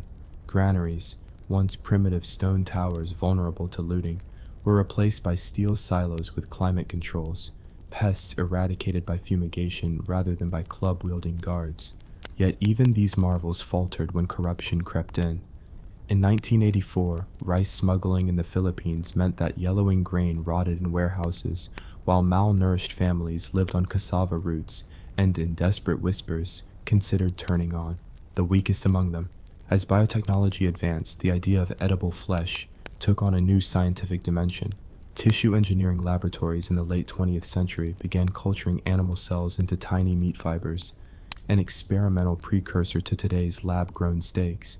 Ethical debates raged. If we can produce meat without slaughtering animals, why not human tissue for medical study? Researchers at Johns Hopkins in 1991 demonstrated that human muscle cells could survive in culture dishes for weeks, sparking dark curiosity about human meat, not for dinner, but for studying muscular dystrophy. Legal codes swiftly closed the loophole.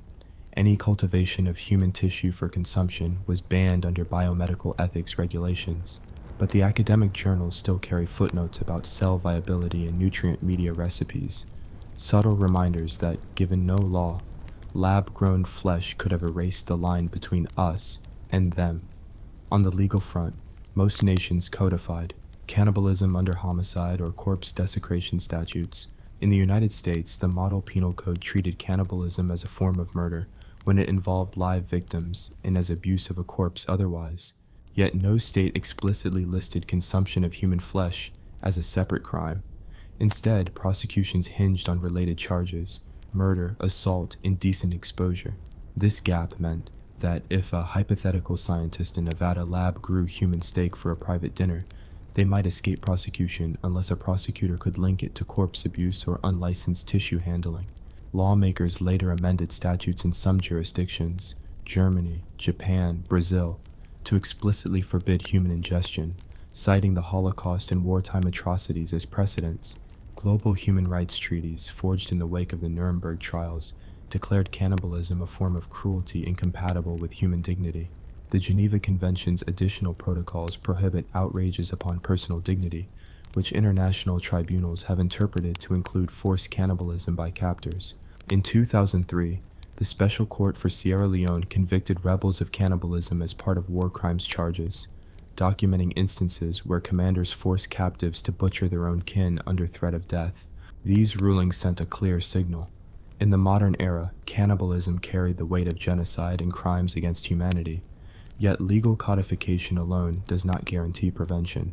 In North Korea's 1990s famine, trapped by sanctions and government mismanagement, desperate villagers near the Yalu River reportedly turned to cannibalism, accounts corroborated by defectors. The regime's information blackout concealed the horror from the world for years, illustrating that without transparency and access, legal bans are as powerless as a paper shield against a storm. Enter modern technology as both protector and potential threat. Satellite imagery now tracks crop health and predicts harvest shortfalls months in advance. Drones deliver high-protein supplements to remote hamlets in Nepal, ensuring that entire families no longer face the abyss that once led to human meat. Mobile networks relay emergency alerts faster than the spread of famine.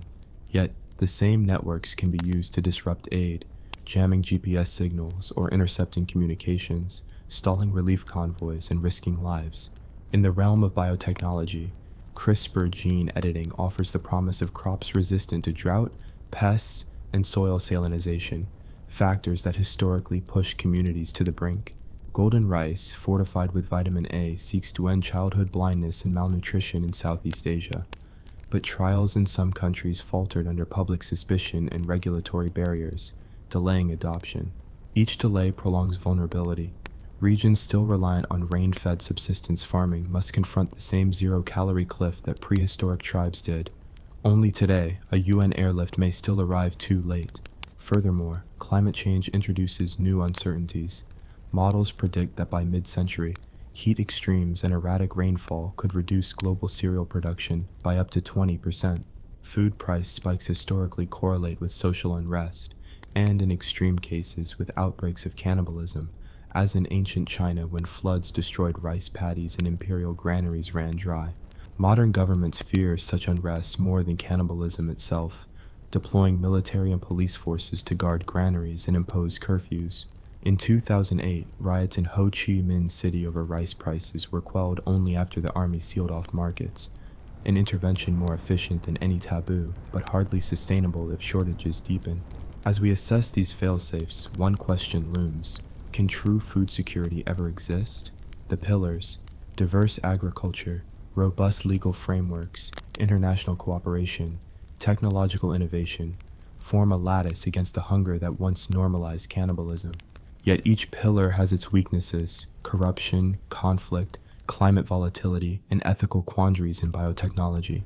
The very systems designed to shield us are vulnerable to the same forces that toppled ancient societies: war, environmental shock, and social breakdown. So, as you fill your shopping cart with steak or plant-based alternatives, remember the dark history simmering beneath our culinary choices. The laws on the books, the satellites in orbit, and the labs tinkering with cell cultures represent an unprecedented global pact. Never again. But pacts depend on trust and maintenance. A single failing, be it a broken dike, a stalled peace treaty, or a bitter biotech debate, can crack the pact and resurrect the primal calculus of survival. In the end, cannibalism may remain a theoretical horror, confined to the darkest diaries of history and the fringes of human experience. But the same biology that once drove Neolithic villagers to feast on their own is still inside us. Civilization's triumph lies not in erasing that biology, an impossible task, but in engineering social, legal, and technological structures that ensure it never has to be unleashed. Our greatest survival tool isn't fire or shelter, but foresight, the ability to anticipate hunger and act before the stomach demands its most terrible remedy. So, can we genuinely claim to have left cannibalism behind? Or is it an ever-lurking possibility whenever the grain silos run empty and the skies darken with crisis? History tells us that the abyss is only a misstep away. Our challenge today is to keep the abyss at arm's length, and to trust that the webs of cooperation, law, and innovation we've woven are strong enough to hold humanity together, even in the darkest nights. What if I told you the 20th century, the one with moon landings, jazz, and sliced bread, was also the bloodiest, most self-destructive, apocalypse-flirting stretch of time humanity has ever survived? Forget medieval plagues and Roman collapses. The real nightmare began when humans discovered how to industrialize death, bureaucratize genocide, and mass-produce the end of the world, just in case. Buckle in. This isn't history class. This is a survival manual in hindsight. The 20th century didn't enter quietly.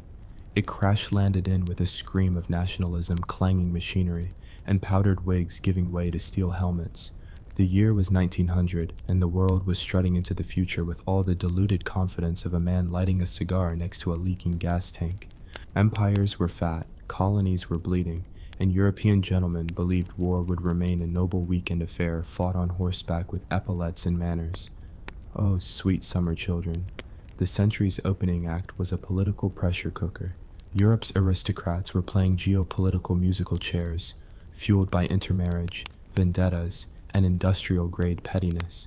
Britain was bossing around a quarter of the globe while pretending to sip tea. France, wounded from the Franco-Prussian humiliation of 1871, was plotting its comeback. Russia was still swaggering like it hadn't noticed it was rotting inside. And Germany, fresh, unified, and insecure, was desperately overcompensating like a teenager in a muscle car. Meanwhile, the Ottoman Empire was falling apart like an expired meatball.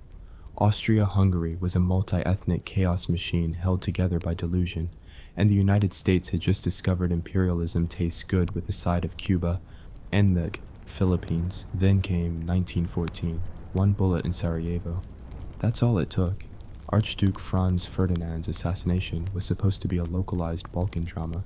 Instead, it triggered the largest war machine ever assembled, because everyone had signed defensive alliances like drunk friends agreeing to fight anyone who looked at them funny. "If they punch you, I'll punch them," seemed like a good idea, until the entire bar was on fire. World War I was the century's first offering. 4 years of mud, barbed wire, and industrial-scale human meat grinding. This wasn't the dashing cavalry charge of romantic poets. This was poison gas seeping into your lungs, rats chewing your toes, and soldiers drowning in shell holes. Generals treated lives like poker chips. The Battle of the Somme alone killed over 1 million people for a few miles of dirt. By 1918, Europe wasn't just physically destroyed, it was emotionally bankrupt. The war ended not with triumph, but with exhaustion. Empires collapsed like wet cardboard. The Ottomans disintegrated, Austria-Hungary fell to pieces, and even the mighty Romanovs were lined up and executed in a basement by their own people. But peace wasn't on the menu. Not really. The Treaty of Versailles in 1919 punished Germany so brutally that it practically carved the blueprint for vengeance into its forehead. Reparations, humiliation, loss of territory. Germany went from empire to pariah, economically gutted and ideologically radicalized. As Germany fumed, the world tried to get back to business. The Roaring Twenties arrived in a blur of jazz, speakeasies, and sexual liberation, at least for the urban elite. But beneath the flapper dresses and shiny cars, capitalism was playing Jenga with dynamite. The 1929 Wall Street crash sent economies into freefall.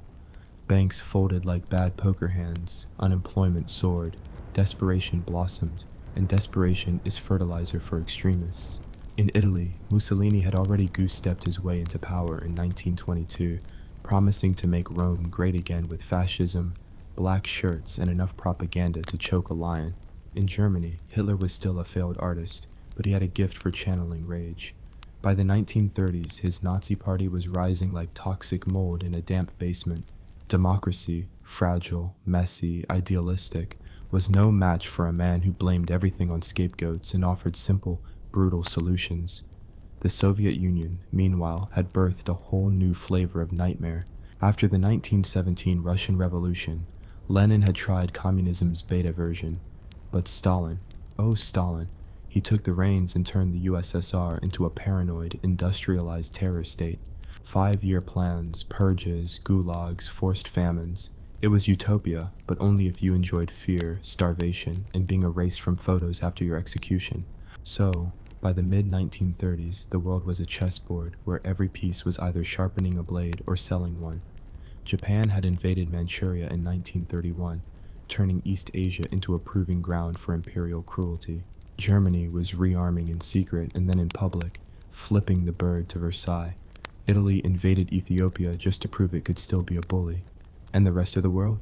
Mostly tutting politely while fiddling with trade agreements and hoping everything would sort itself out. Spoiler, it didn't. By 1939, Hitler had annexed Austria, sliced off Czechoslovakia, and demanded Poland. Britain and France finally remembered they had spines, and World War II began. This time, the apocalypse came with tanks, bombers, and genocide on an industrial scale. The Nazis weren't just conquering, they were cleansing.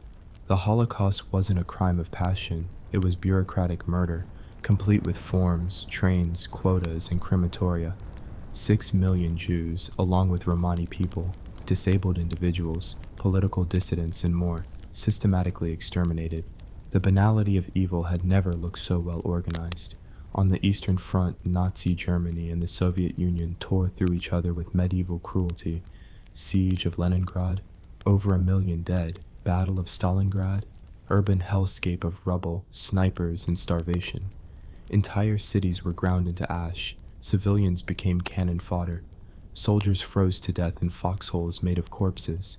In the Pacific, Japan launched a rampage through China and Southeast Asia, committing atrocities like the rape of Nanking, where over 200,000 civilians were butchered. Kamikaze pilots slammed into ships with religious zeal. Civilians became targets. Cities were firebombed into hellscapes. Dresden, Tokyo, hundreds of thousands burned alive. And then came the atom. In 1945, the United States dropped nuclear bombs on Hiroshima and Nagasaki. Entire cities evaporated in seconds. Shadows burned into walls. Skin melted, organs liquefied. The atomic age had arrived, and with it, the permanent possibility of species-level annihilation. World War II ended with 70 to 85 million dead, about 3% of the global population. Cities were rubble. The human psyche was scorched. Victory felt hollow. The question wasn't, how did we win, but how did anyone survive? And the century wasn't even halfway over. From 1900 to 1945, humanity experienced 2 world wars, a 1 global depression, 3 genocides, the fall of 4 empires, the rise of totalitarianism, and the invention of a weapon that could erase life in a flash. The sheer concentration of horror, stupidity, and genius in those decades would be laughable if it weren't so real. Yet, somehow, humans survived. Not because of divine intervention or moral superiority, but mostly through brute luck, stubbornness, and the sheer chaos of history stumbling forward. And as the bombs stopped falling, the world looked around, blinking, bloodied, and asked, "What now?" Part 2 will begin with that very question, and trust me, peace was not the answer the century gave. The year was 1945. The bombs had stopped falling. Hitler was a pile of ashes, Mussolini was hanging upside down in a public square, and Japan had just been nuked, twice. The world collectively exhaled, only to realize it had been holding its breath for 6 years. But peace? Oh no. Peace was a lie printed on treaties and dangled in headlines. The second half of the century was not about peace. It was about paranoia, proxy wars, mushroom clouds, and the creeping realization that humans might be the final bosses of their own extinction. Enter the Cold War, an era so misnamed it deserves a prize for ironic understatement. The two new global superpowers, the United States and the Soviet Union, didn't shake hands after World War II. They stared at each other across a ruined globe like two heavily armed raccoons guarding opposite trash cans. One side worshipped free markets and Coca-Cola, the other bowed to the hammer and sickle. And both had nukes, lots of nukes. By the 1950s, the US and USSR had enough atomic firepower to vaporize the planet several times over. The doctrine of the day? Mutually assured destruction. Yes, that was the actual policy. The plan was to be so terrifyingly capable of erasing life that no one would dare try anything.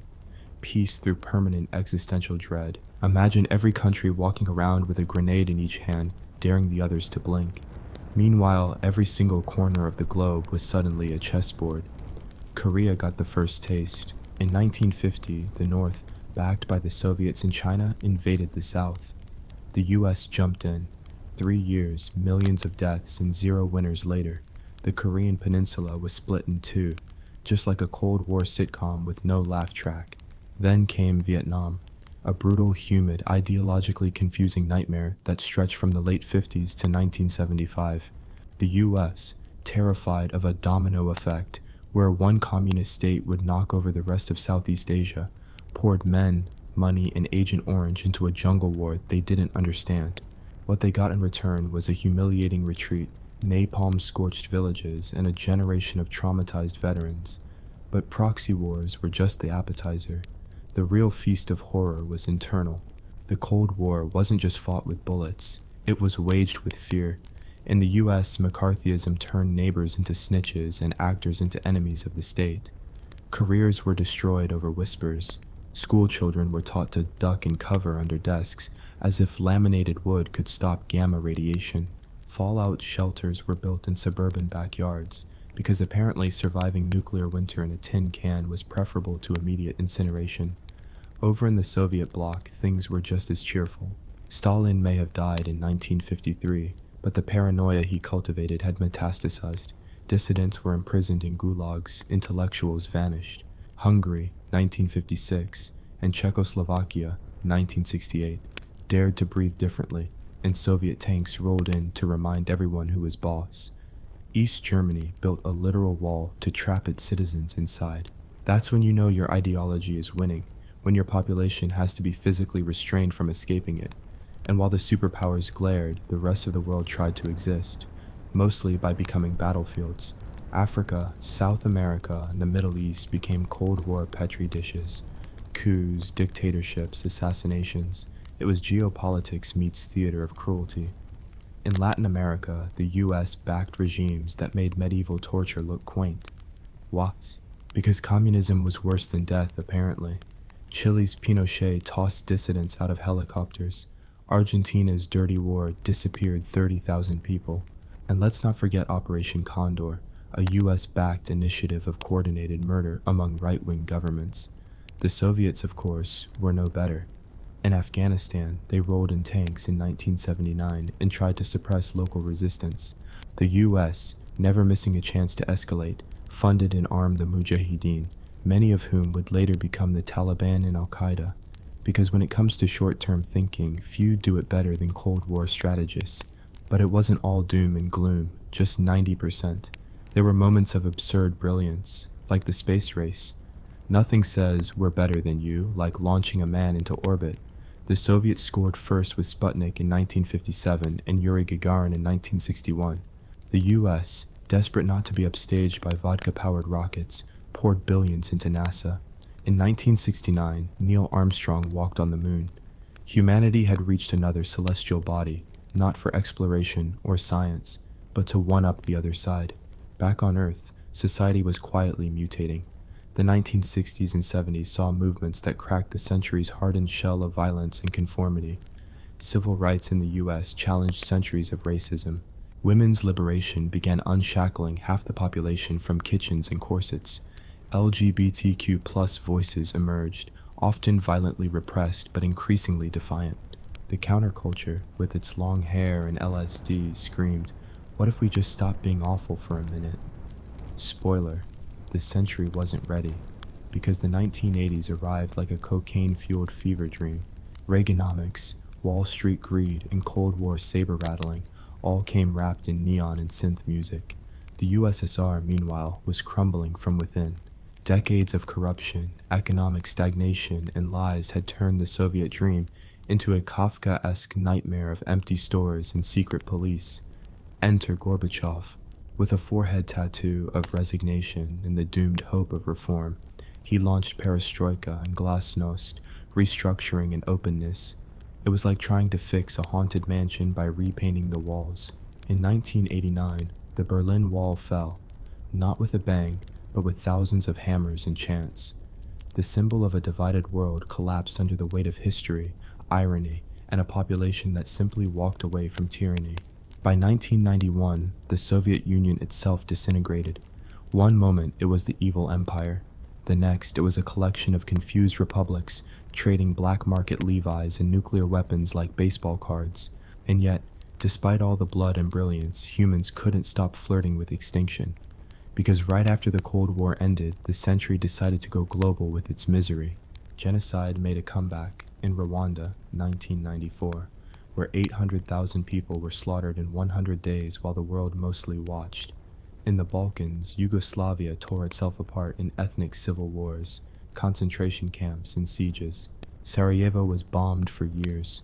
Srebrenica saw over 8,000 men and boys massacred in Europe in the 1990s. The final decade of the 20th century also saw the rise of terrorism in ways that previewed the nightmares of the 21st. Al-Qaeda was forming. The seeds of future horror were planted in the cracked soil left by Cold War chaos. And through it all, technology marched on. The internet was born, slowly, awkwardly, with screeching dial-up tones and GeoCities websites. The same century that began with telegrams ended with emails. From horse-drawn carts to space shuttles, from trench warfare to drone strikes, from propaganda leaflets to 24/7 global media manipulation. By 1999, humanity had survived 2 world wars, 4 genocides, a global depression, nuclear brinkmanship, dozens of regional wars, and more human-engineered cruelty than any previous century. But we also flew, we cured, we marched, we rebelled, we built. We screamed back at the void with art, protest, and science. The century hadn't just nearly destroyed humanity, it remade it. In blood, fire, and very questionable fashion choices. Part 3 will take us into the cultural mutations, the absurdities of progress, and the weird, wonderful, and terrifying consequences of surviving the worst century ever. The 20th century wasn't just a string of wars, genocides, and moral breakdowns. It was also a buffet of cultural chaos, technological whiplash, and historical ironies that would make even the most hardened time traveler choke on their freeze-dried coffee. Let's start with fashion. Never before had humanity expressed its psychological instability so vividly through clothing. The 1900s began with corsets so tight women fainted for sport. By the 1920s we had flappers, rebellious jazz-swinging women in short dresses scandalizing polite society. Then came the Great Depression, where everyone dressed like they were on their way to a funeral, which, in many cases, they were. In the 1960s, we jumped straight into tie-dye, fringed jackets, and pants so flared they could take flight. And by the 1980s, humans had evolved into neon-colored peacocks with shoulder pads that could deflect small missiles. If aliens were observing us, they must have assumed we were at war with taste itself. Meanwhile, music became the unofficial record keeper of human suffering, rebellion, and hormone-driven rage. Jazz was born in brothels, blues in the cotton fields, and rock and roll in the hormonal uprising of teenagers tired of pretending. By the time the 70s rolled around, disco emerged like a sequined fever dream, and punk slammed the door shut with safety pins and nihilism. Rap exploded from the Bronx to narrate decades of systemic injustice, urban decay, and raw defiance. Music didn't just soundtrack the century, it told its secrets out loud. Cinema, too, joined the circus. Silent films evolved into talkies, then Technicolor, then blockbusters so large they could be seen from space. Hollywood went from black and white morality tales to gritty anti-heroes, space operas, and hyper-violent action movies where one sweaty man could take down an entire nation with a single eyebrow raise. Film gave the century its dreams and nightmares, all projected in 35mm. Technology was busy throwing curveballs into human civilization. The car went from a luxury curiosity to a rite of passage.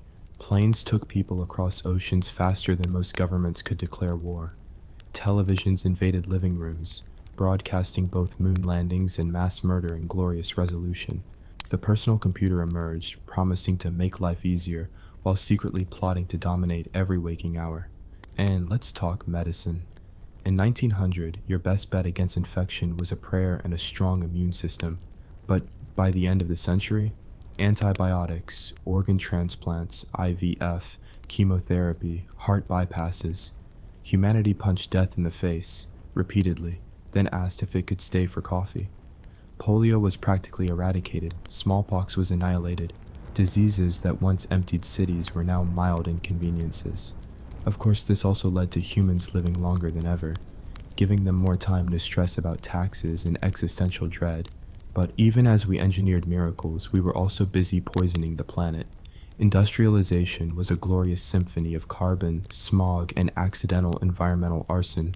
Rivers caught fire, forests were leveled. Animals went extinct faster than we could alphabetize them. By the late 20th century, it became painfully obvious that humanity wasn't just shaping the world. We were strangling it with plastic bags and oil spills. The 20th century also witnessed the most dramatic social shifts in recorded history. Women, after centuries of being treated like decorative teapots, got the right to vote, work, and not be legally owned by their husbands. It only took multiple wars, economic crises, and several thousand protests. Progress. Racial equality made gains too, inching agonizing inch by agonizing inch. From civil rights marches to anti-apartheid struggles, oppressed communities around the world clawed their way towards something resembling justice. The struggle was always uphill, often violent, and never truly over.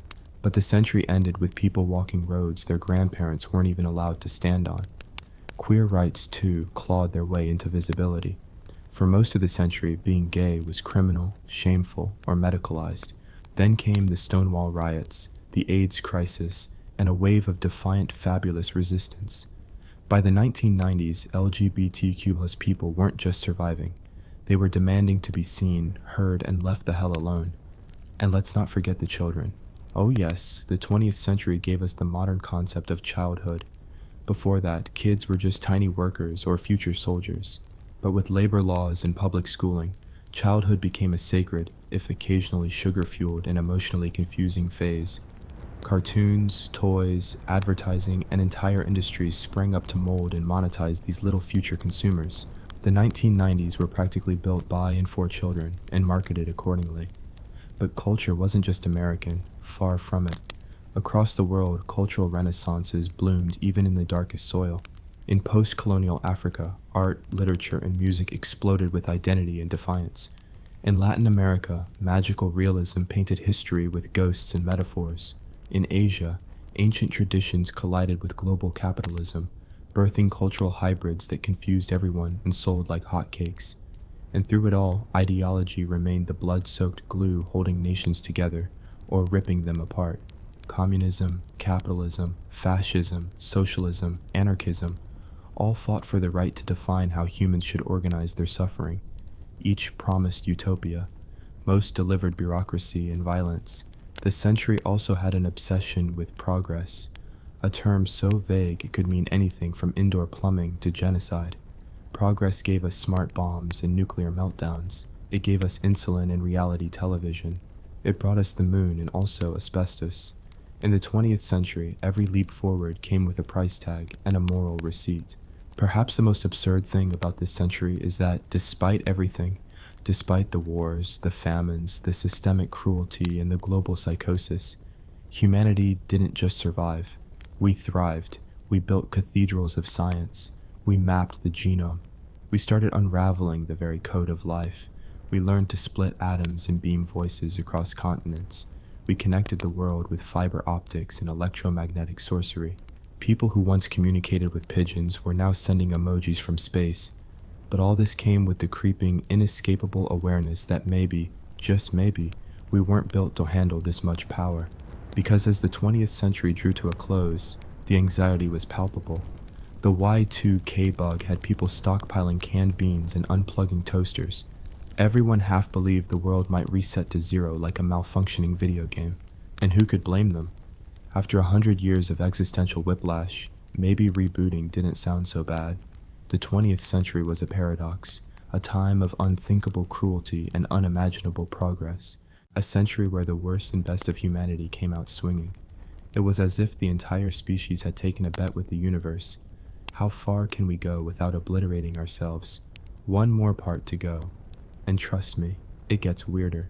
Let's end the 20th century, the only way it could possibly end, with confusion, anxiety, and a last-minute existential plot twist that no one saw coming, even though all the warning signs were practically spray-painted across the sky in flashing neon.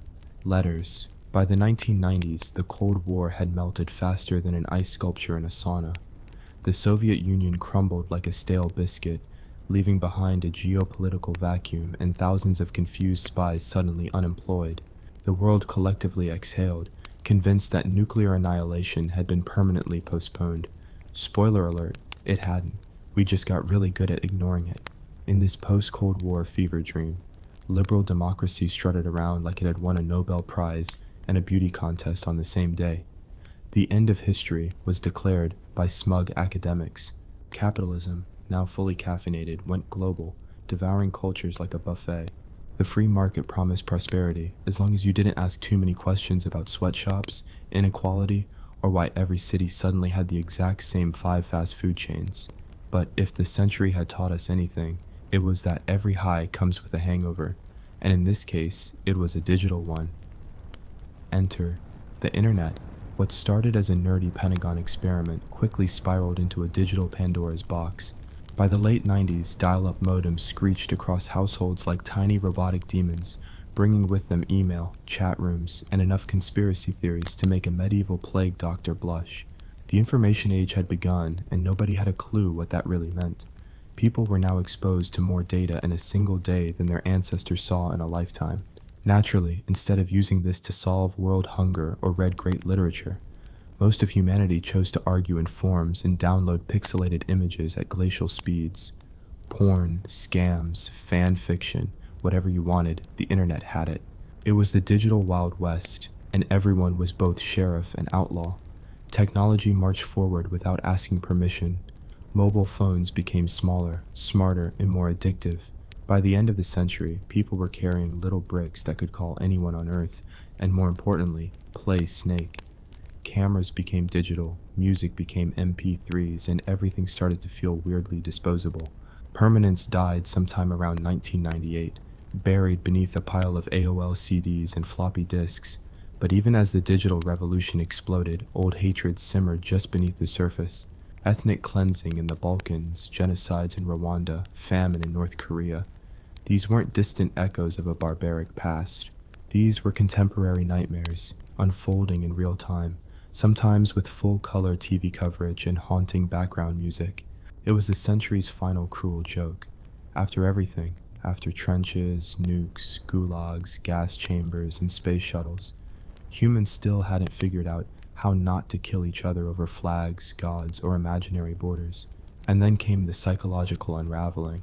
As the century drew to a close, people began to feel something deeply unsettling.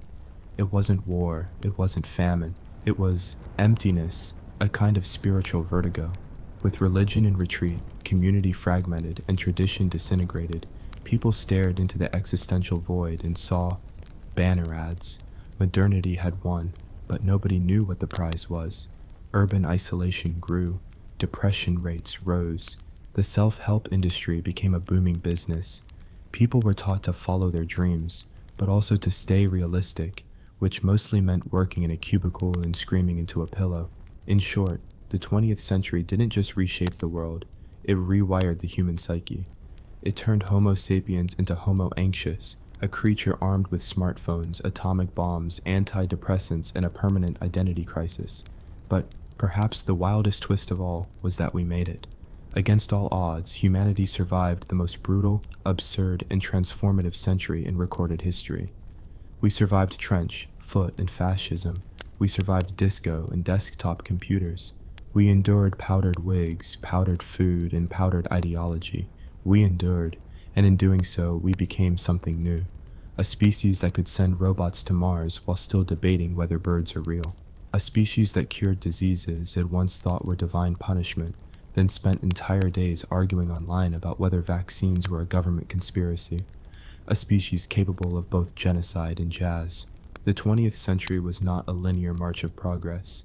It was a chaotic, blood-splattered, neon-lit obstacle course where every step forward came with a twisted ankle and an existential crisis. It wasn't the best of times or the worst of times.